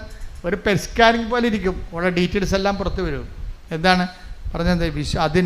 അതിനാൽ വിശ്വാസത്തിന്റെ ഉറപ്പുള്ള സത്യഹൃദയത്തോടെ നമുക്കടുത്ത് ചെല്ലാം. ദൈവത്തിന്റെ തിരുസന്നിധി ചെല്ലുമ്പോഴേ ഹൃദയം ഹൃദയം കൊണ്ട് ചെല്ലണമെന്നല്ല, ആ ഹൃദയം സത്യഹൃദയമായിരിക്കണമെന്ന്. ഇപ്പം ഞാൻ പറഞ്ഞില്ലേ, ഇപ്പം മരുമകളുടെ കാര്യം പറഞ്ഞില്ലേ, അവൾ വന്നിട്ട് എല്ലാ പുത്തൻ പെണ്ണ് പെരപ്പേരും അടയ്ക്കുന്ന കേൾക്കണ പോലെ അവളെ എല്ലാ കാര്യങ്ങളും ചെയ്യും. അപ്പൻ്റെ കാര്യം ചെയ്യും, അമ്മയുടെ കാര്യം ചെയ്യും. അവൾ അവിടെ ഗുഡ് സർട്ടിഫിക്കറ്റ് മേടിക്കുകയാണ് സംഭവം. പക്ഷേ അമ്മയ്ക്കിട്ട് ഇപ്പോൾ ആരെ വെക്കുകയാണ് ആ സംഭവം? മനസ്സിലായില്ലേ? അവരുടെ റോള് അടിച്ചു മാറ്റുകയാണ്. അപ്പോൾ ആ ഹൃദയത്തിൽ സത്യമില്ല. അച്ഛൻ പറഞ്ഞ മനസ്സിലായില്ലേ? അവളുടെ ഉദ്ദേശം വേറെയാണ്. അപ്പോൾ വേറെ ഒരു ഉദ്ദേശത്തിനാണ് ദുരുദ്ദേശം നമ്മൾ പറയണത്. അവളുടെ ഉദ്ദേശം വേറെയാണ്. ഉടമ്പടി ഇത് വർക്കൗട്ട് ചെയ്യത്തില്ല. കർത്താവ് നിൻ്റെ ഹൃദയം കർത്താവ് ഇൻസ്പെക്ട് ചെയ്യുമ്പോൾ നിൻ്റെ ഈ നല്ല സൽപ്രവൃത്തികളിൽ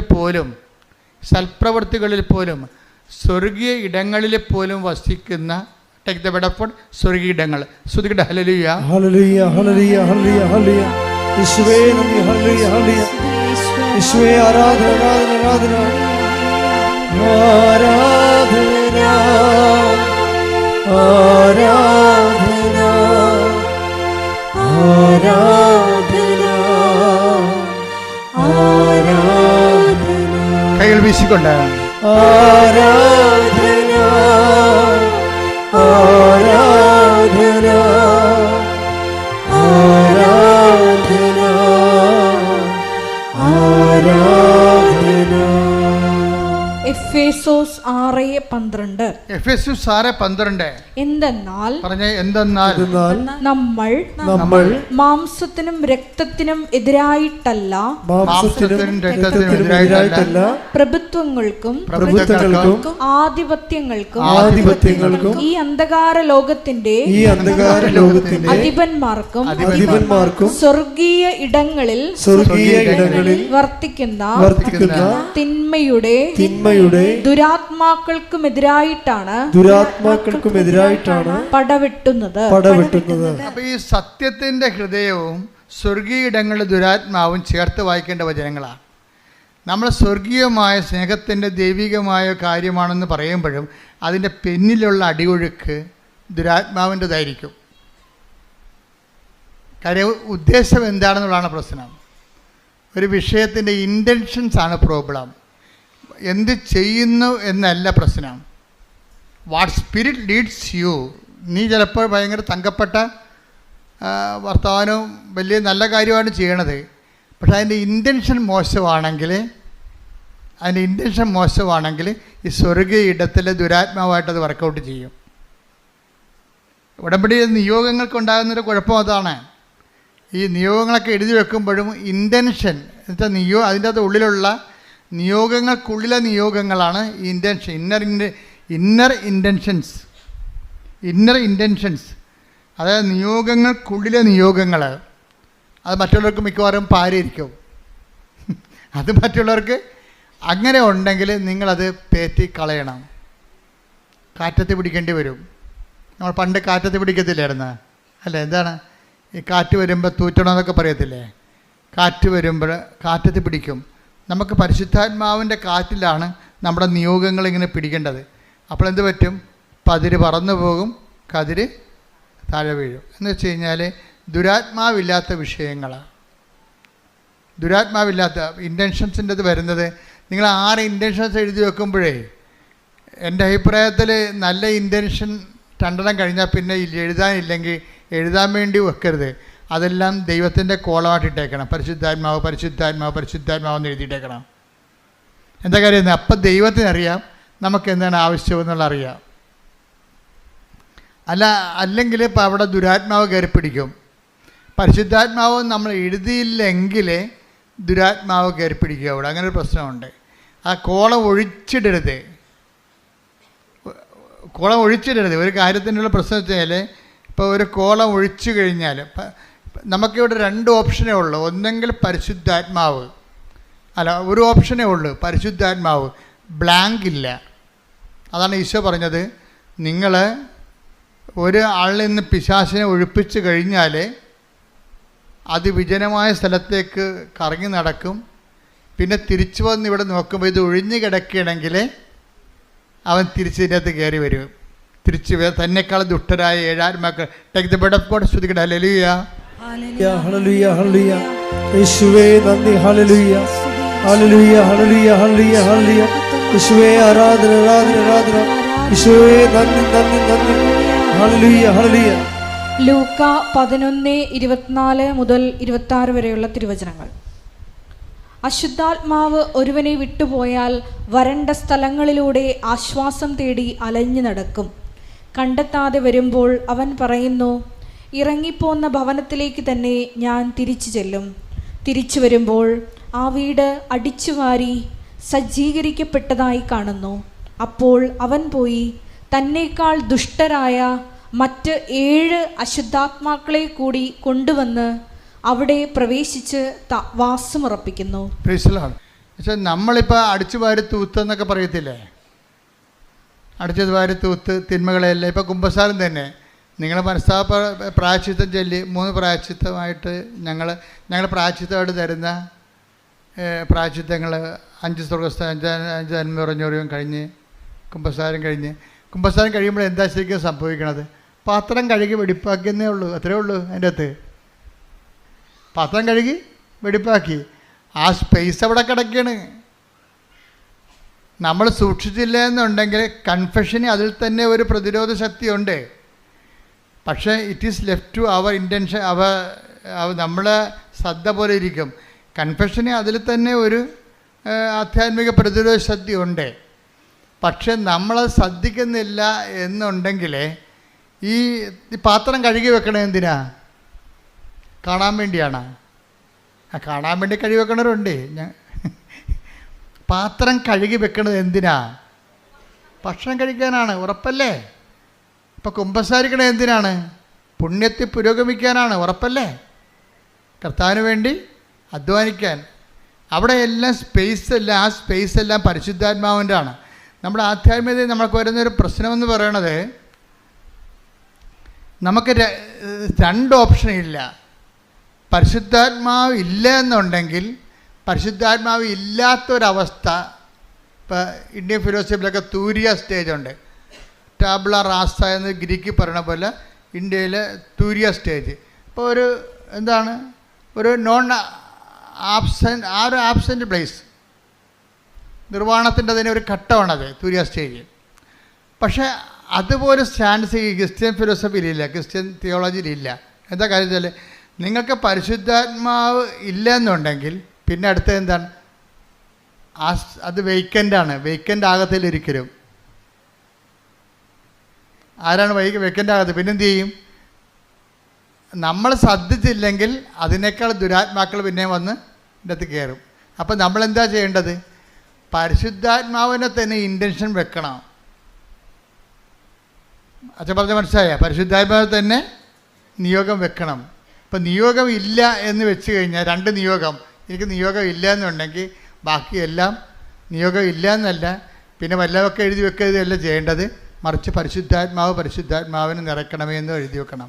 പരിശുദ്ധാത്മാവിൻ്റെ ഫലങ്ങളാൽ നിറയ്ക്കണമേ, പരിശുദ്ധാത്മാവിൻ്റെ ദാനങ്ങളാൽ നിറയ്ക്കണമേ, ക്രിസ്തുവിൻ്റെ ദൗത്യമനുസരിച്ച് ജീവിക്കാൻ എന്നെ സഹായിക്കണം. എന്തെല്ലാം എഴുതി വെക്കാൻ പറ്റും? നിങ്ങളതിൻ്റെ അകത്ത് മുഴുവനും ഇത് നിങ്ങളുടെ ഇപ്പം ഞാൻ കഴിഞ്ഞ ദിവസങ്ങളൊക്കെ ആൾക്കാരെ കാണുമ്പോൾ അവർ പറയും, അച്ഛാ മകൾക്ക് അവിടെ ഇത് PR കിട്ടണം അച്ഛാ എന്ന് പറയും. അപ്പോൾ PR കിട്ടണം. പിന്നെ ഭർത്താവിന് കുറച്ച് രോഗവും സ്മോളിഡിയൊക്കെ ഉണ്ടച്ചാ എന്നൊക്കെ പറയും. അപ്പോൾ അതിനൊന്നും പ്രാർത്ഥിക്കണമെന്ന് പറയും. പിന്നെയും സമയം കിടക്കുമ്പോൾ ഇവർ ഉടനെ പറയും, അച്ഛാ എൻ്റെ അയൽവാസിക്ക് അങ്ങനെയാണ് ഇങ്ങനെയാണ്. അപ്പം നിർത്ത്, അത് അവരുടെ കാര്യമില്ല, വണ്ടി വിട്ടേക്കാൻ പറയും. അപ്പോൾ എന്തെങ്കിലും അവിടെ ഇല്ലെന്നുണ്ടെങ്കിൽ പിന്നെ വയ്യാവേരികളെല്ലാം കൂടി പറഞ്ഞു വെച്ച് ആദ്യം പറഞ്ഞ് ഡയല്യൂട്ടാക്കി കളയും. അത് ദുരാത്മാവിൻ്റെ ഒരു പ്രവർത്തനമാണ്.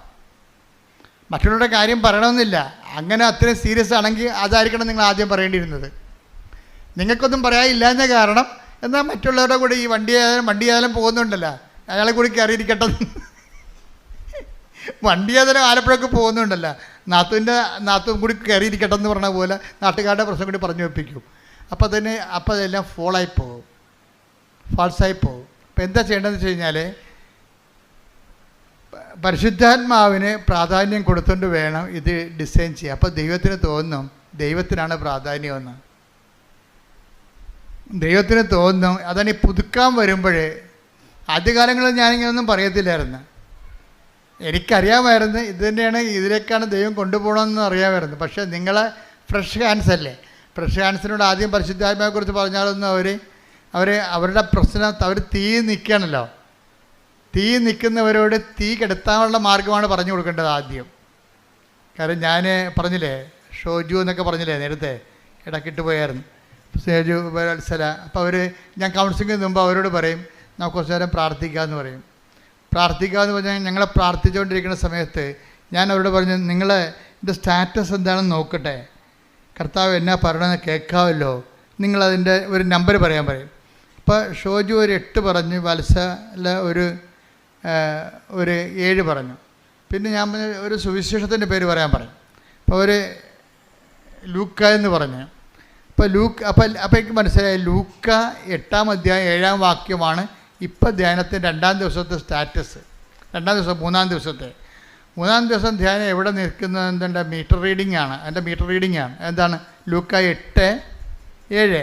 നിങ്ങൾക്ക് ഇത് സിമ്പിളാണ്. നിങ്ങൾ ദൈവത്തിനെ വിട്ട് നിൽക്കാത്തവരാണ്, ഇപ്പം ഫങ്ഷനിലായിട്ട് വന്നതല്ല, ദൈവത്തിനെ വിട്ട് നിൽക്കാത്തവരാണെങ്കിൽ തീർച്ചയായിട്ടും വചനത്തിലൂടെ നിങ്ങൾ സംസാരിക്കും, സ്വപ്നത്തിലൂടെ സംസാരിക്കും. ആ അച്ഛൻ്റെ കാര്യം പറഞ്ഞു, ആൻ്റണി ഓക്കാമച്ചൻ, ജർമ്മൻ. അങ്ങയുടെ പ്രശ്നം എന്താണെന്നറിയോ? അപ്പം അങ്ങേര് ഇങ്ങനെ പെട്ടുപോയി ആ പ്രോജക്റ്റ് ക്യാൻസലാകാൻ പോകണമെന്ന് പറഞ്ഞപ്പോൾ ഈ സിസ്റ്ററിനോട് പറഞ്ഞില്ലേ, സിസ്റ്റർ എന്താ ചെയ്യണമെന്ന് പറഞ്ഞില്ലേ? അപ്പോൾ സിസ്റ്റർ എന്താ പറഞ്ഞത്? അച്ഛൻ പോയി ഉടമ്പടി എടുക്കാൻ പറഞ്ഞില്ലേ? ഉടമ്പടി എടുത്തു കഴിഞ്ഞിട്ട് ആ ദിവസം സിസ്റ്റർ ഒരു സ്വപ്നം കണ്ട്. സിസ്റ്റർ ഈ അച്ഛൻ്റെ മേടെ പോയിട്ടില്ല, അച്ഛൻ്റെ മുറികൾ കണ്ടിട്ടില്ല.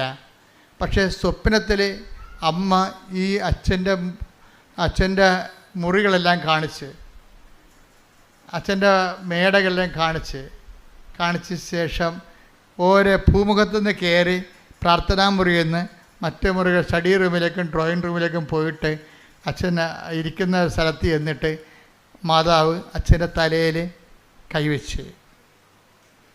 പിറ്റേ ദിവസം വെളുപ്പിന് സിസ്റ്റർ സ്വപ്നം കഴിഞ്ഞപ്പോൾ സിസ്റ്റർ അച്ഛനെ വിളിച്ച് പറഞ്ഞ്, ഇനിയൊരു പ്രശ്നവുമില്ല, അമ്മ അച്ഛൻ്റെ കാര്യത്തിൽ ഇടപെട്ടു, ഇതല്ലേ അച്ഛൻ്റെ വീട്, ഈ മുറിയിൽ ഇന്ന സാധനങ്ങളില്ലേ, അടുത്ത മുറിയിൽ ഇന്ന സാധനങ്ങളില്ലേ, അതിലെവിടെ മാതാവ് കടന്നിട്ടുണ്ട്, അച്ഛൻ ഇരിക്കുന്ന സ്ഥലം ഇന്നതല്ലേ, അവിടെ വന്ന് അമ്മ അച്ഛൻ്റെ തലയിൽ കൈവച്ചിട്ടുണ്ട്, ഇനി അമ്മ ഏറ്റെടുത്തോളൂ എന്ന് പറഞ്ഞു.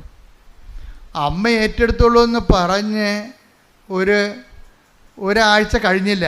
ആക്കുമ്പോൾ ഓഫീസിൽ നിന്ന് ഇവരുടെ പ്രോജക്റ്റ് ഓഫീസിൽ നിന്ന് വിളിച്ചു, ഫാദർ ഞങ്ങളെ കാണാം. നേരത്തെ ഇങ്ങനെ പ്രോജക്റ്റ് ഓഫീസ് കേസിലിരിക്കുകയല്ലേ, ചിലപ്പോൾ അകത്ത് പോവും, ജയിലിൽ പോവും. അതുകൊണ്ട് ഇവർ ഒരു കൗൺസിലിങ്ങിന് പോലും ടൈം കൊടുത്തില്ലായിരുന്നു. ഇപ്പോൾ അവർ പറയണേ, നിങ്ങൾ വന്ന് ഞങ്ങളെ കാണുക, നിങ്ങൾക്കെതിരെയുള്ള ആരോപണം നിലനിൽക്കണില്ലെന്ന്. അങ്ങനെ ഒരു ആരോപണം ഇല്ലെന്ന്. ഇപ്പം പെട്ടെന്നല്ലേ മാറണത്. അപ്പം അച്ഛൻ അതുകൊണ്ട് പറഞ്ഞത് എന്താ അറിയാമോ, ഞാൻ വിചാരിച്ചത് എൻ്റെ പട്ടമാണ് ഏറ്റവും വലിയ ഉടമ്പടി എന്ന്. പക്ഷേ പരിശുദ്ധ അമ്മയുടെ ഉടമ്പടി നമുക്ക് പറഞ്ഞറിയിക്കാൻ പറ്റാത്ത അച്ഛൻ്റെ സാക്ഷ്യങ്ങൾ കേൾക്കണം. കാര്യത്തെ ഒരു ജീവിത പ്രശ്നം ഉണ്ടായാൽ അച്ഛനാണെങ്കിലും ശരി, ആരാണെങ്കിലും ശരി, അമ്മ മാത്രമേ അഭയമുള്ളൂ. കൈയടിച്ച് സ്തുതിക്കട്ടെ. അങ്ങയുടെ അഭിഷിക്തരിലൂടെ ഉടമ്പടിയുടെ ശക്തി ലോകത്തിന് വെളിപ്പെടുത്തുന്നതിന് ഞങ്ങൾ നന്ദി പറയുന്നു.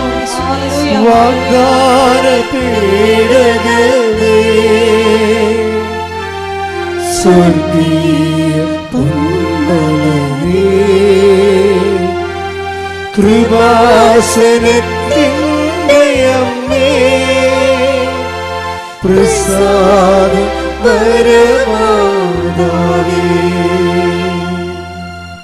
പരിശുദ്ധ പരമദിവ്യകാരുണ്യത്തിന് എന്നേരവും ആരാധനയും സ്തുതിയും പുകഴ്ചയും ഉണ്ടായിരിക്കട്ടെ. അപ്പോൾ ഇതെന്താ വെച്ചാൽ സിസ്റ്ററിനുണ്ടായിട്ടുള്ള ദർശനങ്ങളിലൂടെയാണ് ഈ സത്യം വെളിപ്പെട്ട് വരണത്. അതുകൊണ്ട് തന്നെയാണ് ഉടമ്പടിയുടെ ഒരു ടൈം കഴിഞ്ഞു കഴിഞ്ഞാൽ നമ്മൾ ഉടമ്പടി സത്യസന്ധരാണെന്നും ദൈവത്തോട് അടുപ്പമാണെന്ന് കണ്ടു കഴിഞ്ഞാൽ ദൈവം നമ്മളെ ദർശനങ്ങൾ കൊണ്ടും സ്വപ്നങ്ങൾ കൊണ്ടും ദൈവത്തിൻ്റെ സാന്നിധ്യം നമ്മളെ അറിയിച്ചുകൊണ്ടിരിക്കും. ഉടമ്പടിയാണ് സാന്നിധ്യത്തിൻ്റെ ഏറ്റവും വലിയ ഒരു ഉപാധിയല്ല, ഏറ്റവും വലിയൊരു സോഴ്സ് എന്ന് പറയണത് ഉടമ്പടിയാണ്. ഉടമ്പടിയിലൂടെയാണ് സാന്നിധ്യം മറ്റെല്ലാ പ്രാർത്ഥനയെക്കാളും മനുഷ്യന് സാന്നിധ്യം മനസ്സിലാക്കുന്നത്, ദൈവത്തിൻ്റെ സാന്നിധ്യം മനസ്സിലാക്കുന്നത്. അപ്പോൾ ഇതിൻ്റെ ഉടമ്പടിയുടെ സാധ്യത ഭയങ്കരമായ വലിയ സാധ്യതകളാണ്. നിങ്ങളെന്താ ചെയ്യണമെന്ന് വെച്ച് കഴിഞ്ഞാൽ, നിങ്ങളതിന് ദൈവത്തിന് വലിയ പ്രാധാന്യമില്ലാതെ നിങ്ങളുടെ വിഷയങ്ങൾക്ക് മാത്രമാണ് എപ്പോഴും ആവലാതിയും വ്യാവലാതിയും കൊണ്ട് നടക്കുന്നത് കൊണ്ടാണ് സാന്നിധ്യം ഫീൽ ചെയ്യാത്തത്. മറിച്ച് ഞാൻ ഉടമ്പടി എടുത്തിരിക്കുന്നത് ദൈവത്തിന് വേണ്ടി ജീവിക്കാനാണ്. ഒന്ന് പറഞ്ഞ്, ഞാൻ ഉടമ്പടി എടുത്തിരിക്കുന്നത് ദൈവത്തിന് വേണ്ടി ജീവിക്കാനാണ്. എൻ്റെ കൃപയിലെ ഞാൻ നിലനിൽക്കാൻ ദൈവത്തിന് വേണ്ടി അധ്വാനിക്കുവാനുള്ള പ്രത്യേക അഭിഷേകം എനിക്ക് നൽകണമേ. അപ്പോൾ ദൈവത്തെക്കുറിച്ച് നല്ലവണ്ണം ചിന്തിക്കുകയും ആലോചിക്കുകയും ആദ്യം കൊള്ളുകയും ഒക്കെ ചെയ്ത് കഴിയുമ്പോൾ ബാക്കിയുള്ള കാര്യങ്ങൾ, കാര്യം ഇതൊക്കെ ഇപ്പം തന്നെ ഞാൻ ആ സുശീലയുടെ കാര്യം പറഞ്ഞില്ലേ, സുശീലയുടെ കാര്യം എന്താണ്? സുശീലയുടെ മകൾ മായയ്ക്ക് കഫീലിനിടയ്ക്ക് മർദ്ദനം. കഫീലിന് എന്ത് പറ്റി? കഫീലൊരു ഡ്രഗ്സ് കേസിൽ അകപ്പെട്ടു, മയക്കുമരുന്നിൻ്റെ കേസ് അകപ്പെട്ടു.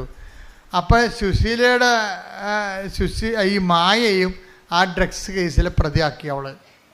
ഓക്കെ, പണ്ടേ ശമ്പളമില്ല, ജീവിതം പോയി ഇരിക്കുമ്പോൾ ഉണ്ട്. ഇപ്പം എന്ത് പറ്റി? ഡ്രഗ്സ് കേസ്, മയക്കുമരുന്ന് കേസിൽ ഗൾഫിൽ പ്രതി, 15 കൊല്ലം അകത്ത് കിടക്കണം. ഇവളെ ഇതുകൂടി കേട്ടപ്പോഴൊക്കെ ഭക്ഷണവും ഇല്ല, ശമ്പളവും ഇല്ല, അവളുടെ പറ്റിക്കപ്പെട്ട് തട്ടിപ്പിലകപ്പെട്ട് പണവും നഷ്ടപ്പെട്ട് അവൾ നിൽക്കുന്ന സ്ഥലത്താണെങ്കിൽ സമാധാനം കൊടുക്കണില്ല അവൾക്ക്. ഇപ്പോഴെന്ത്? ഡ്രഗ്സ് കേസിൽ പ്രതിയുമായി. ഇതെല്ലാം വിളിച്ച് അമ്മയോട് പറയും, അമ്മ ഇങ്ങനെ സംഭവിച്ച്. അനിയത്തിനെ ഫോണിൽ കിട്ടുമ്പോൾ കരയും അവൾ. അപ്പോഴ് അനിയത്തി പറഞ്ഞ്, ചേച്ചിനെ മാതാവ് രക്ഷിക്കും, ഞാൻ ഏലക്കാമാല കെട്ടുന്നുണ്ടെന്ന് പറഞ്ഞു. നമ്മുടെ കണ്ണ് നിറഞ്ഞു പോയി സാധനം കേട്ട് കഴിഞ്ഞാൽ. അവൾക്ക് വേറെ ഒന്നും ചെയ്യാൻ അറിയത്തില്ല.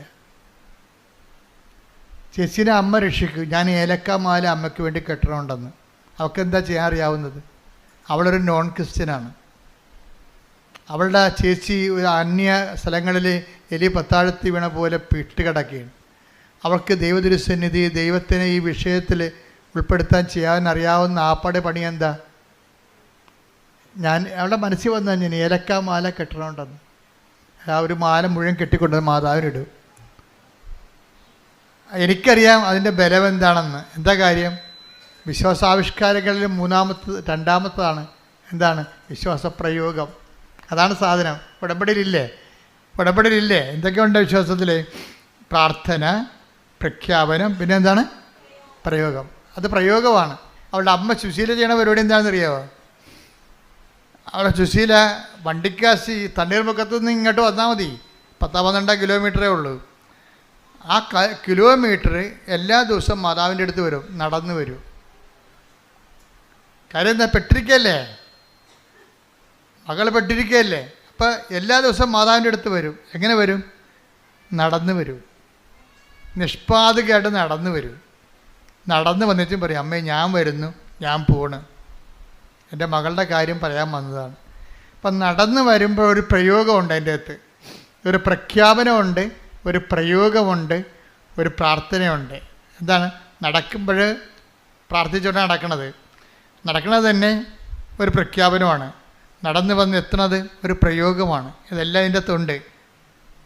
അപ്പം അതുകൊണ്ട് ദൈവത്തിന് ഇപ്പോൾ കർത്താവിൻ്റെ ഒരു വചനമുണ്ടല്ലോ, 14 എടുത്തവനെ, മർക്കോസ് 14:8 ഇവൾക്ക് സാധിക്കുന്നത്, അതാണ് നോക്കിയാൽ കണ്ടല്ലേ, ഇവൾക്ക് പറഞ്ഞേ, ഇവൾക്ക് സാധിക്കുന്നത് ഇവൾ ചെയ്തു.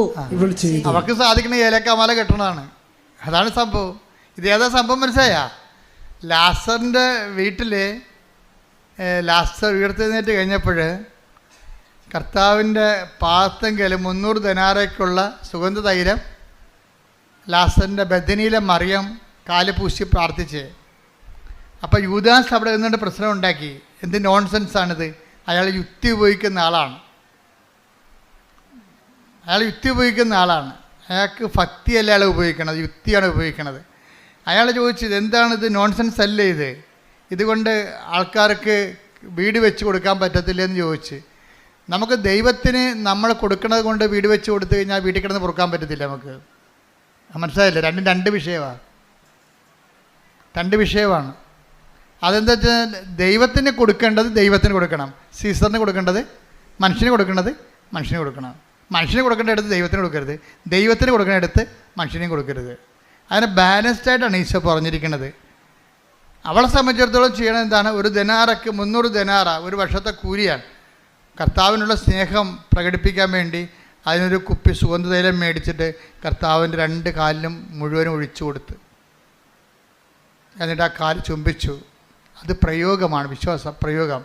വിശ്വാസപ്രയോഗമല്ല, അവിശ്വാസം മൂത്തിട്ടുള്ള ഒരു സ്നേഹത്തിൻ്റെ ദൈവവുമായിട്ടുള്ള ബന്ധങ്ങളതാണ്.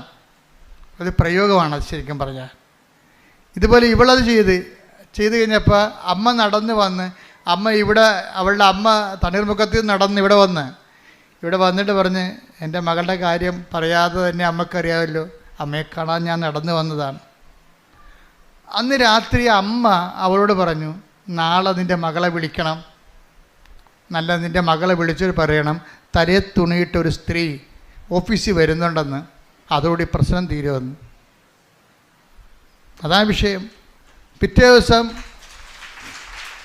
അമ്മ പറഞ്ഞ പോലെ തന്നെ തലേ തുണിയിട്ടൊരു മുസ്ലിം സ്ത്രീയാണ് അവിടെ വന്നിട്ട് അവർ ഓഫീസിൽ വന്നിട്ട് ഇവളുടെ രജിസ്റ്ററിൽ കേസ് ക്യാൻസൽ ചെയ്ത് അവിടെ റിലീവ്ഡായി പെട്ടെന്ന്.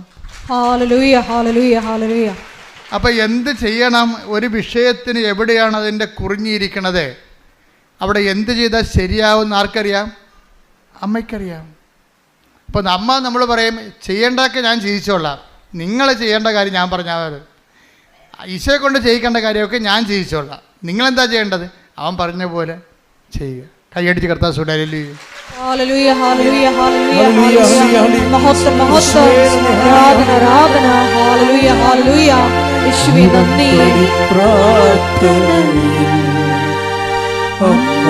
ഉടനടി പരിഹാരമേകും ഉടമ്പടി പ്രാർത്ഥനയിൽ ഉടനടി പരിഹാരമേകും അവൻ പറയുന്നതു ചെയ്തിടുവിൻ ജീവിതം ധന്യമായി തീർന്നിടും. പരിശുദ്ധ പരമദിവ്യകാരുണ്യത്തിന് ആരാധനയും സ്തുതിയും പുകഴ്ചയും ഉണ്ടായിരിക്കട്ടെ. പരിശുദ്ധ പരമദിവ്യകാരുണ്യത്തിന് ആരാധനയും സ്തുതിയും പുകഴ്ചയും ഉണ്ടായിരിക്കട്ടെ. അപ്പോൾ ഈ ഉപ്പും ഉടമ്പടിയിലെ ഉപ്പും അതുപോലെ തന്നെ എണ്ണയും ഇതൊക്കെ ഉപയോഗിക്കുമ്പോൾ നിങ്ങളെ വിശ്വാസ പ്രയോഗത്തിലാണെന്നുള്ള കാര്യം മനസ്സിലാക്കണം. അതിന് നമുക്ക് വേണ്ട മൗലിക വികാരമെന്ന് പറയുന്നത് ദൈവസ്നേഹമാണ്. വിശ്വാസം മൂത്തിട്ടാണ് ദൈവസ്നേഹം ഉണ്ടാകുന്നത്. യൂത്തിനൊക്കെ ഉണ്ടാകുന്നൊരു പ്രശ്നം എന്ന് വെച്ച് കഴിഞ്ഞാൽ യൂത്ത് ഈ ഉടമ്പടി എടുക്കുന്ന കൊണ്ട് തന്നെ ചില സമയത്ത് അവർക്ക് ചില നെഗറ്റീവ് അനുഭവങ്ങൾ നിങ്ങളുടെ ഒരു കൗണ്ട് ഡൗൺ വരും ചില സമയത്ത്. എന്താ പറയുന്നത് വെച്ച് കഴിഞ്ഞാൽ ഇപ്പം നിങ്ങൾ ഉദാഹരണത്തിന് ഇപ്പം നിങ്ങൾ അച്ഛൻ്റെ എല്ലാ ദിവസവും ഒരു സാക്ഷ്യം അല്ലെങ്കിൽ ഒരു ഡെയിലി ബ്രെഡ് നിങ്ങൾ ഷെയർ ചെയ്യുന്നു, നിങ്ങളുടെ ഗ്രൂപ്പിൽ ഷെയർ ചെയ്തേ, ഉടനെ അവരെന്ത് ചെയ്യും? ദൈവത്തിനെ കാണുമ്പോൾ തന്നെ പല്ലിളിക്കണ പിശാചുക്കളുണ്ടാവും. നിങ്ങളുടെ കൂട്ടുകാരായിരിക്കും. ചിലപ്പോൾ നിങ്ങളവർ ക്യാൻസൽ ചെയ്ത് കളയും, ബ്ലോക്ക് ചെയ്ത് കളയും. അപ്പോൾ നിങ്ങൾക്ക് സന്തോഷമായില്ലേ? നിങ്ങൾക്ക് പറ്റാത്ത ആൾക്കാരിൽ നിന്ന് നിങ്ങൾക്ക് ബ്ലോക്കിങ് കിട്ടുമ്പോൾ തന്നെ അത്ര ആ സാധനം പോയി കിടത്തില്ലേ? ആ സാധനം ആ ഗ്രൂപ്പിൽ കിടന്നാൽ മോശമാണ്. അച്ഛൻ പറഞ്ഞ് മനസ്സിലായില്ലേ? നിങ്ങളെ വിചാരിക്കും, അയ്യോ ഞാനിങ്ങനെ ഇവർക്ക് സെൻഡ് ചെയ്യും, ഇവർ മതം മാറ്റമാണെന്ന് കരുതുക, അല്ലെങ്കിൽ എന്നെ ഒരു ഭക്തി ആയിട്ട് കരുതുക. ഞാൻ ഭക്തിയൊന്നും അല്ല, എനിക്ക് തൽക്കാലം IELTS പാസ്സാകാനുള്ള അഭ്യാസം മാത്രമേ ഉള്ളതെന്ന് അവർക്കറിയാൻ പാടില്ല. പറഞ്ഞ് മനസ്സിലായില്ല? അത് നമ്മുടെ രഹസ്യ ധാരണകൾ നിങ്ങൾ വിവേചിക്കണം. നിങ്ങൾ എന്തുകൊണ്ട് ഷെയർ ചെയ്യുന്നില്ല കൂട്ടുകാർക്ക്? അതിൻ്റെ കാരണം നിങ്ങളിതൊരു 3 മാസത്തുള്ള അഭ്യാസമായിട്ടാണ് എടുത്തിരിക്കുന്നത്.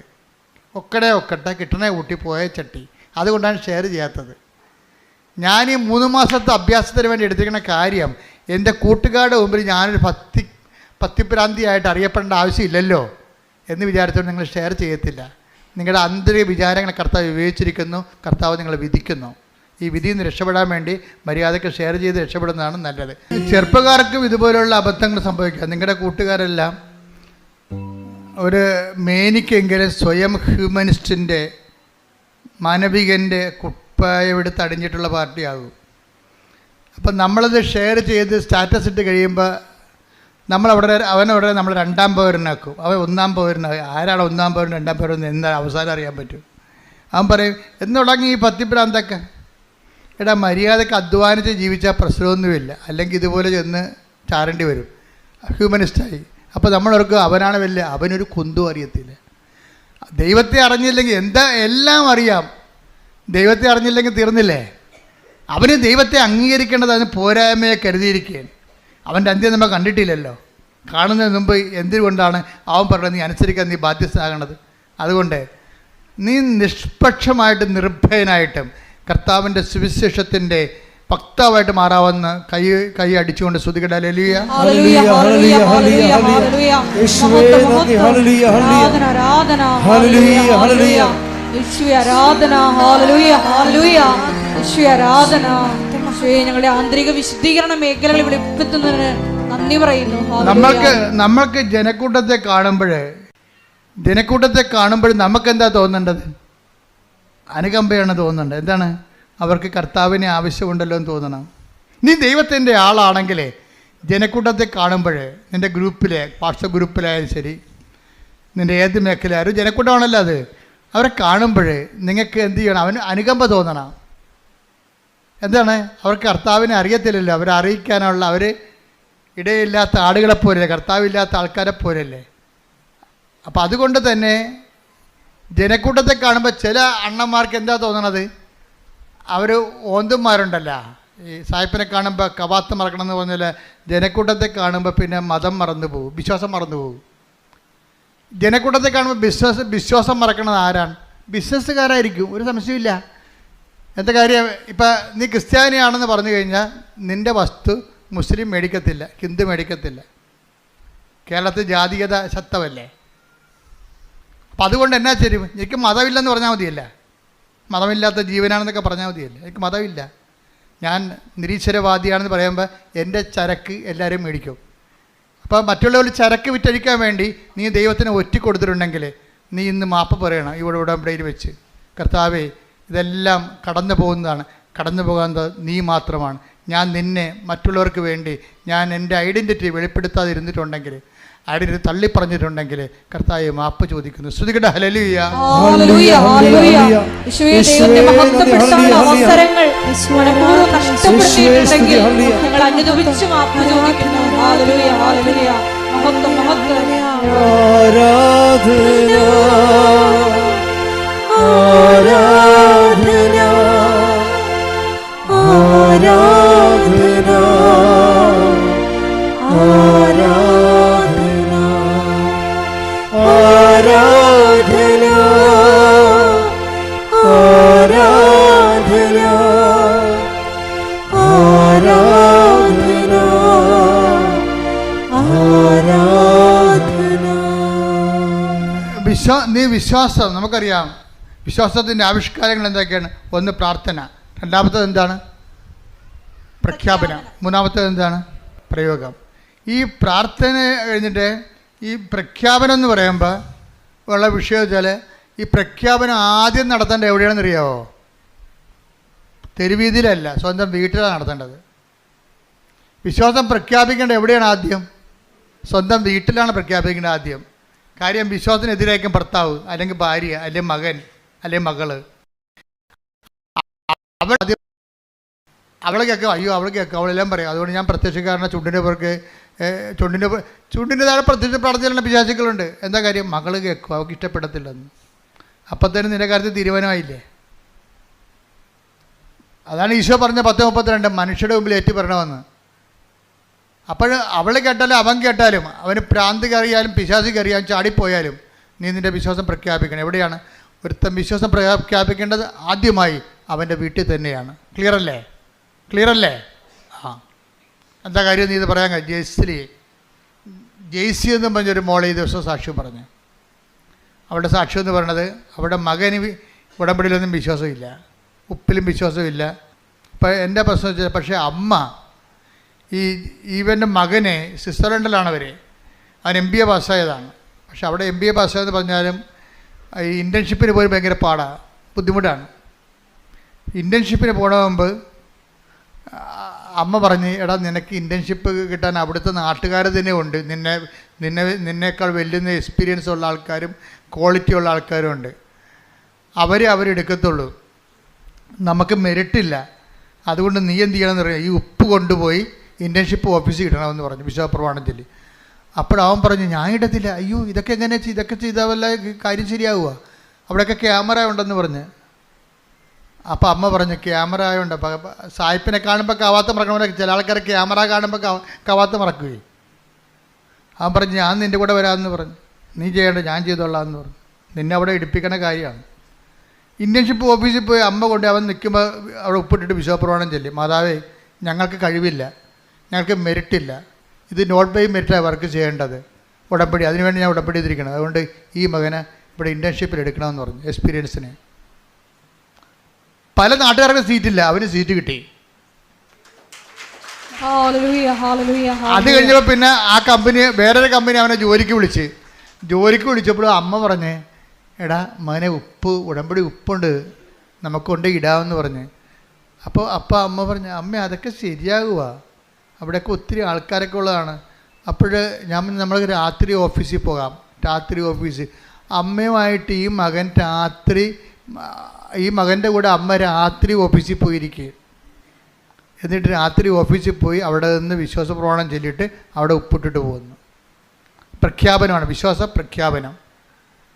അപ്പോൾ നമുക്കൊരവസരം കിട്ടുമ്പോഴെന്നെ സംബന്ധിച്ചിടത്തോളം നമ്മൾ ദൈവത്തിന് തോന്നാം, നമ്മൾ ഏത് കാലാവസ്ഥയിലും കർത്താവിനെ തള്ളിപ്പറയത്തില്ല. സുവിശേഷം എന്ന് പറയുന്ന വിശ്വാസം, നമ്മളെന്താ കർത്താവ് തുടങ്ങണത് എങ്ങനെയാണ്? വിശ്വസിക്കുക, സുവിശേഷത്തിൽ അനുതപിക്കുക, സുവിശേഷത്തിൽ വിശ്വസിക്കുക. അപ്പോൾ വിശ്വാസം എന്ന് പറയുന്നത് ബേസിക്കായിട്ട് വേണ്ടത് സുവിശേഷത്തിലാണ്. അനുതപിക്കുക, സുവിശേഷത്തിൽ വിശ്വസിക്കുക. അപ്പോൾ ദൈവത്തിൻ്റെ വചനങ്ങളിലും ദൈവത്തിൻ്റെ രക്ഷാകര പദ്ധതികളിലും ദൈവത്തിൻ്റെ പരിപാലന മാർഗങ്ങളിലെയും നമ്മൾ വിശ്വാസത്തിലെടുക്കണം. എന്നിട്ട് ആ വിശ്വാസത്തെ നമ്മൾ പ്രയോഗിക്കണമാണ് ഉപ്പിടുമ്പോൾ. ഉപ്പ് അവൻ പിന്നെ ഒരു ഗുണം ചെയ്തു, അവൻ അത്ര മോശക്കാരനല്ല. അവൻ എപ്പോഴും ഈ ഉപ്പൊക്കെ പബ്ലിക്കായിട്ട് ഇടാനും ബുദ്ധിമുട്ടുണ്ടെങ്കിലും തൈലം പൂശിയിട്ടേ അവൻ ഇറങ്ങത്തുള്ളൂ. അവൻ ഇൻ്റർവ്യൂവിനാണെങ്കിലും വീട്ടിൽ എല്ലാ ഉടമ്പടി തൈലം പൂശിയിട്ട് ഇറങ്ങത്തുള്ളൂ. പക്ഷെ അമ്മ അതിനേക്കാൾ കടുത്ത ആൾക്കാരാണ്. പക്ഷേ നമ്മൾ നോക്കുമ്പോൾ അമ്മയുടെ സാക്ഷ്യം കേൾക്കുമ്പോഴുണ്ടല്ലോ, ഇവന് അവിടെ ജോലി കിട്ടാൻ ഒരു സാധ്യതയുമില്ല. പക്ഷേ അമ്മ മാതാവിൻ്റെ നോട്ട് ബൈ മെറിറ്റ് എന്നല്ലേ, എനിക്ക് കഴിവില്ല, എൻ്റെ കഴിവല്ല, നിൻ്റെ കൃപയെന്നല്ല എൻ്റെ പ്രഖ്യാപനം. നമ്മൾ വിശ്വസിക്കണത് എന്താ പ്രഖ്യാപിക്കണത്? എൻ്റെ കഴിവല്ല, നിൻ്റെ കൃപ. അതിനാണ് ഈ ഉപ്പിടണത്, വിശ്വാസപ്രമാണം ചെല്ലണത്. അപ്പോൾ ആ ജോലി അവന് കിട്ടി. അതിൻ്റെ സാക്ഷിയാണ് അവൻ പറഞ്ഞ കഴിഞ്ഞ ദിവസങ്ങളിൽ. ഞാൻ നിങ്ങളോട് പലപ്പോഴും പറഞ്ഞിരിക്കുന്ന കാര്യങ്ങളെല്ലാം കൃത്യവും കറക്റ്റായിട്ടുള്ള കാര്യങ്ങളും ആയിരക്കണക്കിന് ജനങ്ങൾ അവരുടെ ജീവിതത്തിൽ പ്രാവർത്തികമാക്കി വിജയിച്ച കാര്യങ്ങളാണ്. അതുകൊണ്ട് ചെയ്യുമ്പോൾ തന്നെ സൂക്ഷിച്ചും കൂടുതൽ ഈസിയായിട്ട് ചെയ്യാൻ കഴിയുന്നവർ കൂടുതൽ കഷ്ടപ്പെട്ട് നിവർത്തിക്കണം. പറഞ്ഞ മനസ്സിലായ കാര്യം, നിങ്ങളുമായിട്ട് കോമ്പറ്റ് ചെയ്യുന്ന ആൾക്കാർ വേറെയാണ്. കൂടുതൽ ഈസിയായിട്ട് ചെയ്യാൻ കഴിയുന്നവർ കൂടുതൽ കഷ്ടപ്പെട്ട് ഉടമ്പടി നിവർത്തിക്കണം. എന്താ കാര്യം വെച്ചാൽ, ഇപ്പോൾ ചിലരൊക്കെ സാക്ഷ്യം പറയാൻ വന്നിട്ട് പോകും, ഉടമ്പടി ചെയ്യാൻ വന്നു. അവർ ഉടമ്പടി ചെയ്യാൻ വേണ്ടി മാത്രം പ്ലെയിനിൽ സഞ്ചരിച്ച് അന്യരാജ്യത്തു നിന്ന് വന്നിട്ട് ഉടമ്പടി ചെയ്തിട്ട് അന്ന് തന്നെ പോകുകയാണവർ. അവർക്ക് ഒരു ഉടമ്പടിക്ക് ലാഭമാകണത്, അവർക്ക് ഉടമ്പടിക്ക് ചിലവാകണത് 2.5 ലക്ഷം രൂപ 3 ലക്ഷം രൂപയാണ് ഒരു ഉടമ്പടിക്ക്. അപ്പം ഞങ്ങൾ രാവിലെ വന്ന് ഇവിടെ കലവൂരിന്ന് ആലപ്പുഴയിൽ നിന്നൊക്കെ വന്നിട്ട് ഞങ്ങൾ വെളുപ്പിനെ വന്ന് നിൽക്കണമെന്ന് പറയും. എപ്പോഴാണ് ഞാൻ ചോദിക്കുക, എത്ര മണിക്കാണ് വന്നത്? 7 മണിക്ക്. അതാണ് നിങ്ങളുടെ വെളുപ്പിനെ. ഞങ്ങൾ വെളുപ്പിനെ വന്ന് നിൽക്കണമെന്ന് പറയും. ഇവിടെ വെറുതെ നടന്നു വന്നതായിരിക്കും. അപ്പം ഞാൻ എത്ര മണിക്ക്? 7 മണിക്ക്. അപ്പോൾ വെളുപ്പിനെന്ന് പറഞ്ഞാൽ 7 മണിക്കാണ്. ഇവർക്ക് ഇപ്പോഴും നേരം വെളുത്തിട്ടില്ല. അപ്പം അതുകൊണ്ട് കൂടുതൽ ഈസിയായിട്ട് വരുന്ന ആൾക്കാർ കൂടുതൽ അതിൻ്റെ അകത്ത് കഷ്ടപ്പെട്ട് ഇൻവെസ്റ്റ് ചെയ്യുമ്പോൾ ദൈവത്തിന് മനസ്സിലാകും ഇത് സത്യസന്ധമായ കാര്യമാണെന്ന്. പറഞ്ഞ മനസ്സിലായില്ലേ? ഇത് ഏറ്റവും വലിയ പ്രശ്നമേ. എനിക്ക് ഇപ്പോൾ ഇത്രയും നാൾ ലക്ഷക്കണക്കിന് മനുഷ്യർ ഉടമ്പടി എടുത്തപ്പോൾ എൻ്റെ മനസ്സിൽ പരിശുദ്ധാത്മ പറയണത് ഇതിൻ്റെ ഏറ്റവും വലിയ കുഴപ്പം പിടിച്ച സംഭവം എന്താണെന്ന് അറിയാമോ? ദൈവത്തിനെ ഒന്ന് വിശ്വസിപ്പിച്ചെടുക്കുകയാണ്. ഞാൻ എടുത്തിരിക്കുന്ന സത്യസന്ധമായ ഉടമ്പടിയാണെന്ന് ദൈവത്തിനെ ഒന്ന് വിശ്വസിപ്പിച്ചെടുക്കാൻ വലിയ പാടാണ്. നമ്മൾ എടുത്തിരിക്കുന്ന ഉടമ്പടി, നിങ്ങളുടെ റിസ്ക് എന്ന് പറഞ്ഞാൽ എന്താണ്? ഉടമ്പടിയിലുള്ള റിസ്ക് ഫാക്ടർ എന്താണ്? ഈ നിങ്ങൾ എടുത്തിരിക്കുന്ന ഉടമ്പടി സത്യസന്ധമാണെന്ന് ദൈവത്തിനെ വിശ്വസിപ്പിച്ചെടുക്കണതാണ് പാട്. അത് ഇത്തിരി സമയമെടുക്കും. അത് നിങ്ങളുടെ ഓരോ കാര്യങ്ങളിലൂടെ നമ്മൾ സീരിയസ് ആണ് ഈ വിഷയത്തിൽ, സിൻസിയറാണെന്ന് ദൈവത്തിനെ നമ്മൾ വിശ്വസിപ്പിച്ചെടുക്കണം. അത് ഓരോ ദിവസത്തെയും ഉടമ്പടിയുടെ വെല്ലുവിളിയാണിത്. എന്താണ്? എൻ്റെ ഉടമ്പടി കർത്താവിനെ കൊണ്ട് കൺകർ ചെയ്യിക്കണം. My covenant must be conquered by Jesus. അത് ദിവസങ്ങളും ഉയർത്തണ വെല്ലുവിളിയാണ്. നമ്മുടെ മുമ്പിൽ ഓരോ ദിവസവും ഉയർത്തണ വെല്ലുവിളിയാണ് നമ്മളെടുത്തിരിക്കുന്ന ഉടമ്പടിയെ കൊണ്ട് ദൈവത്തെ കൊണ്ട് അംഗീകരിപ്പിച്ചെടുക്കുക എന്നുള്ളത്. ആ സത്യസന്ധമായ ഉടമ്പടിയാണെന്ന്. അത് അഭ്യാസം കാണിക്കാൻ ചെയ്തതല്ല, ദൈവത്തോടുള്ള സ്നേഹത്താൽ വിശ്വസിച്ച് ഇത് അവസാനത്തെ തിരഞ്ഞെടുപ്പാണെന്നുള്ള ബോധ്യത്തിലാണ് എൻ്റെ മക്കൾ ചെയ്യണമെന്നുണ്ടെങ്കിൽ പെട്ടെന്ന് എനിക്കിത് ഇത് ഫയർ ആകണത്. അതുകൊണ്ട് അറിഞ്ഞ് ആണ് ഇതിൻ്റെ അകത്ത് ഇൻവെസ്റ്റ് ചെയ്യേണ്ടത്. സ്തുതിക്കട്ടെ. Hallelujah, hallelujah, hallelujah, hallelujah, hallelujah, hallelujah, hallelujah, യേശുവേ ആരാധന, ആരാധന, ആരാധന. യേശുവേ നന്ദി, മഹത്വം, മഹത്വം, മഹത്വം. ഹല്ലേലൂയ. ആരാധന.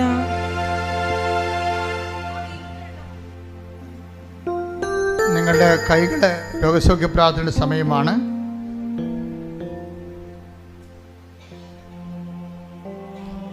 രോഗസൗഖ്യ പ്രാർത്ഥനയുടെ സമയമാണ്.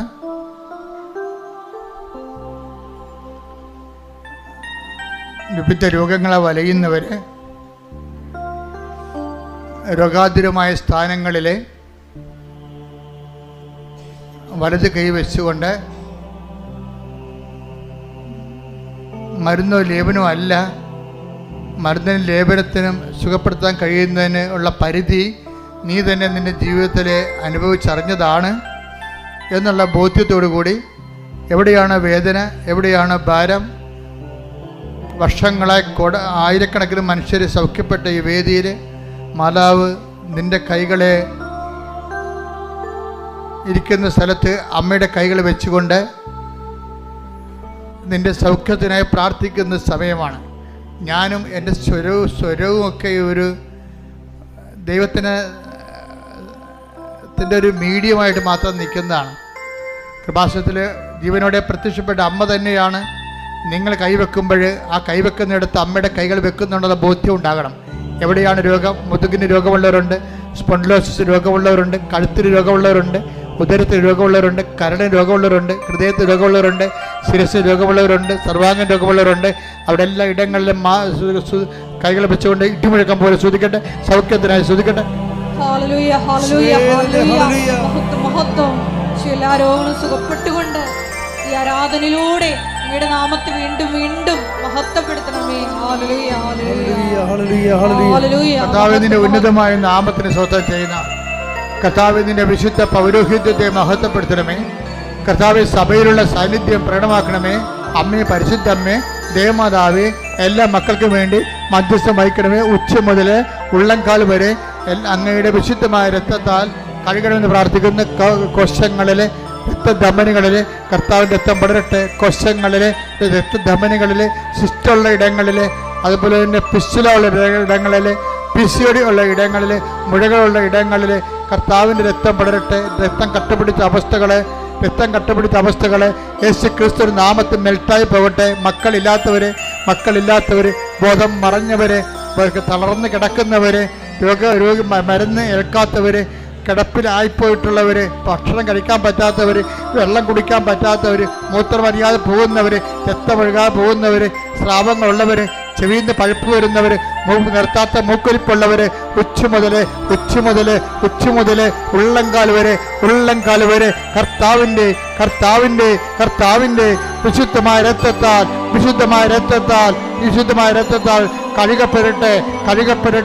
മാരകരോഗങ്ങള്, തീരാവേദികള്, നടുവേദനകള്, കിഡ്നി വേദനകള്, സ്പോണ്ടിലോസിസ് അസുഖങ്ങള്, വളഞ്ഞ നടുവെല്ലുകള്, തുളലുകള്, കുഴഞ്ഞ അസ്ഥികള്, ഓപ്പറേഷന് ശേഷം റോഡുകള് അകത്തായി പോയവര്, ഇനി ഓപ്പറേഷൻ ചെയ്യാൻ പറ്റുകയില്ലെന്ന് പറഞ്ഞവര്, സിസേറിയൻ കാരണം ഇനി മക്കൾ ഉണ്ടാവത്തില്ലെന്ന് പറഞ്ഞവര്, മക്കളില്ലാത്ത ദമ്പതികള്, യേശുവിന്റെ നാമത്തില്, ഓട്ടിസം രോഗികള്, ഹൈപ്പർ ആക്ടിവിറ്റി കുഞ്ഞുങ്ങള്, മക്കൾ ഇല്ലാത്തവര്, പഠിക്കാൻ പറ്റാത്തവര്, വീട്ടിൽ കലഹം ഉണ്ടാക്കുന്നവര്, മദ്യപാന ആസക്തികള്,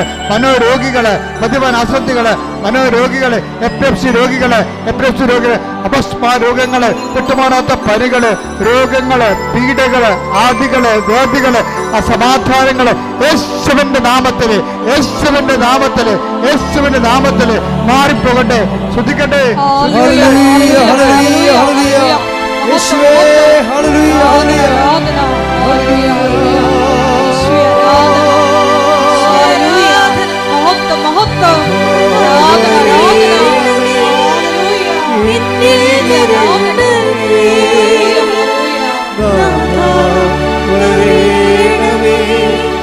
സൗഖ്യം വരേണമേ, എന്നിൽ നിറയണമേ, നാഥാ വരേണമേ, സൗഖ്യം നൽകണമേ. പരിശുദ്ധ പരമദിവ്യകാരുണ്യത്തിന് എന്നേരവും ആരാധനയും സ്തുതിയും പുകഴ്ചയും ഉണ്ടാകട്ടെ. എൻ്റെ മക്കളെ, ജീവിത ഭാരങ്ങള്, ജീവിത പ്രാരാബ്ദങ്ങള്, ജീവിത ദുരിതങ്ങള്, ജീവിത സങ്കടങ്ങളുടെ മേൽ ദൈവിക തീരുമാനം ഉണ്ടാകുകയും വിടുതൽ പ്രാപിക്കുകയും ചെയ്യുന്ന സമയമാണ്. ജോലി ഇല്ലാത്തവര്, ജോലി നഷ്ടപ്പെട്ടവര്, വീടില്ലാത്തവര്, വീടിന് വെക്കാൻ സ്ഥലം പോലും ഇല്ലാത്തവര്, സാമ്പത്തികമായ ബാധ്യതകളാൽ വിഷമിക്കുന്നവര്, ജപ്തി നടപടി നേരിടാൻ പോകുന്നവര്, നടപടിയിൽ ഇരിക്കുന്നവര്, വിവാഹത്തിലെ ബന്ധം പിരിഞ്ഞുകൊണ്ടിരിക്കുന്നവര്, കോടതി കേസ് കിടക്കുന്നവര്, അതുപോലെ തന്നെ കോടതിയിൽ അദാലത്തിന് വിളിച്ചിരിക്കുന്നവര്, ഓരോരോ വിഷയങ്ങൾക്ക് വേണ്ടിയും കർത്താവിന്റെ തിരുസന്നിധിയിൽ കണ്ണീരോടെ പ്രാർത്ഥിക്കുന്നവർ, പറഞ്ഞാൽ അനുസരിക്കാത്ത മക്കള്, വീട്ടിൽ നിന്ന് ഇറങ്ങിപ്പോകുന്ന മക്കള്, തോന്നുമ്പോൾ തിരിച്ചു വരുന്ന മക്കള്, അനുസരണ ഇല്ലാത്തവര്, തെറ്റായ പ്രണയത്തിൽ കുടുങ്ങിക്കൊണ്ട് കുടുംബത്തിന് നാശം വിതക്കുന്ന മക്കള്, അന്ധമായ അവസ്ഥകളിൽ കുടുംബത്തിൻ്റെ കാര്യങ്ങളൊന്നും അന്വേഷിക്കത്തില്ല, മാതാപിതാക്കന്മാർ അന്വേഷിക്കത്തില്ല, മക്കളെ സഹോദരങ്ങൾ അന്വേഷിക്കത്തില്ല, സ്വന്തം കാര്യം മാത്രം നോക്കിക്കൊണ്ട് സ്വന്തം കാര്യത്തിന് വേണ്ടി കുടുംബത്തെ ഉപദ്രവിച്ചുകൊണ്ടിരിക്കുന്നവര്, കുടുംബത്തിന്റെ അസുര വിത്തുകൾ എന്ന് പറയുന്ന സന്തതികള്, അവരുടെ മേലെല്ലാം കർത്താവിന്റെ രക്തം പതിക്കട്ടെ. യേശുവിന്റെ നാമത്തില്, സഭയുടെ അധികാരത്തില്, പുരുഷന്റെ അടയാളത്തില്, ദൈവത്തിന്റെ ശക്തിയാൽ മാരക തടസ്സങ്ങള്, തീരാവേദ്യങ്ങള്, ജീവിതദുരിതങ്ങള് യേശുവിന്റെ നാമത്തിൽ മാറിപ്പോകട്ടെ. Hallelujah, hallelujah, hallelujah. യേശുവേ നന്ദി. ഹല്ലേലൂയ,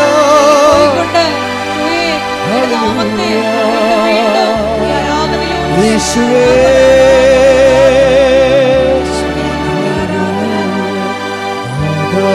വരേണമേ, എന്നിൽ നിറയണമേ, നാഥാ വരേണമേ, സൗഖ്യം നൽകണമേ, നാഥാ വരേണമേ, എന്നിൽ നിറയണമേ, നാഥാ വരേണമേ, സൗഖ്യം നൽകണമേ.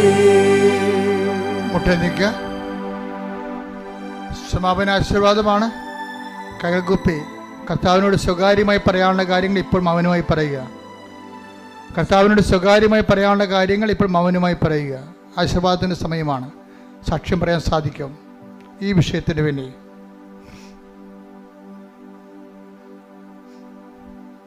ഓൺലൈനിലുള്ളവരും ശ്രദ്ധിക്കുക. ഈ സമയം മൗനമായി പ്രാർത്ഥിക്കേണ്ട സമയമാണ്.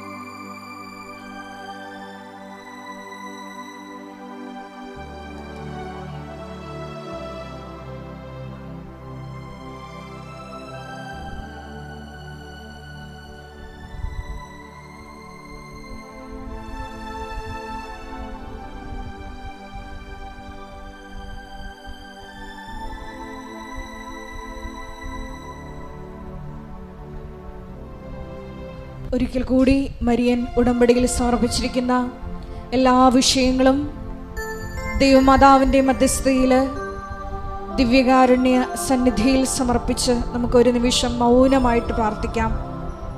ഈശോയേ, നിന്റെ രാജ്യം സ്വന്തമാക്കുവാൻ ഞങ്ങൾക്കുള്ളതെല്ലാം സന്തോഷത്തോടെ പോയി വിറ്റ്, അഥവാ സുവിശേഷ വചന പ്രകാരം ഞങ്ങളെ തന്നെ പരിത്യജിച്ച് നീയാകുന്ന സന്തോഷത്തിലേക്ക് വരുവാൻ ഈശോയെ ആരാധനയിലൂടെ ഞങ്ങളെ അഭിഷേകം ചെയ്യണമേ എന്ന് പ്രത്യേകമായി പ്രാർത്ഥിക്കുന്നു. ഈശോയെ, സത്യഹൃദയത്തോടെ നിന്റെ കൃപയുടെ സിംഹാസനത്തെ സമീപിക്കുവാൻ, ഏറ്റവും ശുദ്ധമായ മനസ്സോടുകൂടി ഉടമ്പടിയെ പുൽകുവാൻ, ആന്തരികമായ വിശുദ്ധീകരണം ഈശോയെ ഞങ്ങളുടെ ഓരോ മേഖലകളിലും നൽകണമേ എന്ന് പ്രാർത്ഥിച്ചുകൊണ്ട് ശിരസ് നമിച്ച് നമുക്ക് ദിവ്യകാരുണ്യനാഥൻ്റെ ആശീർവാദം സ്വീകരിക്കാം.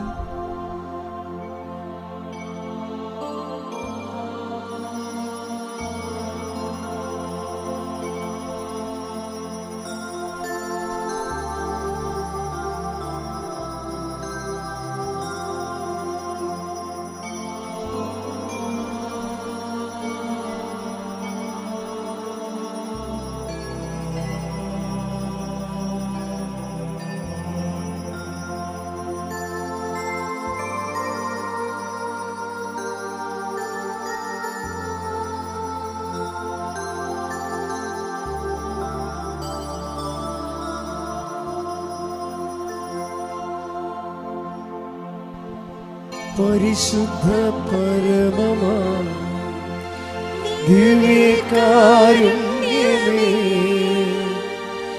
ഇന്നുമെന്നും അങ്ങേക്കാരാധന. പരിശുദ്ധ പരമമാ ദിവ്യകാരുണ്യമേ, ഇന്നുമെന്നും അങ്ങേക്കാരാധന. പരിശുദ്ധ പരമമാ ദിവ്യകാരുണ്യമേ, ഇന്നുമെന്നും അങ്ങേക്കാരാധന.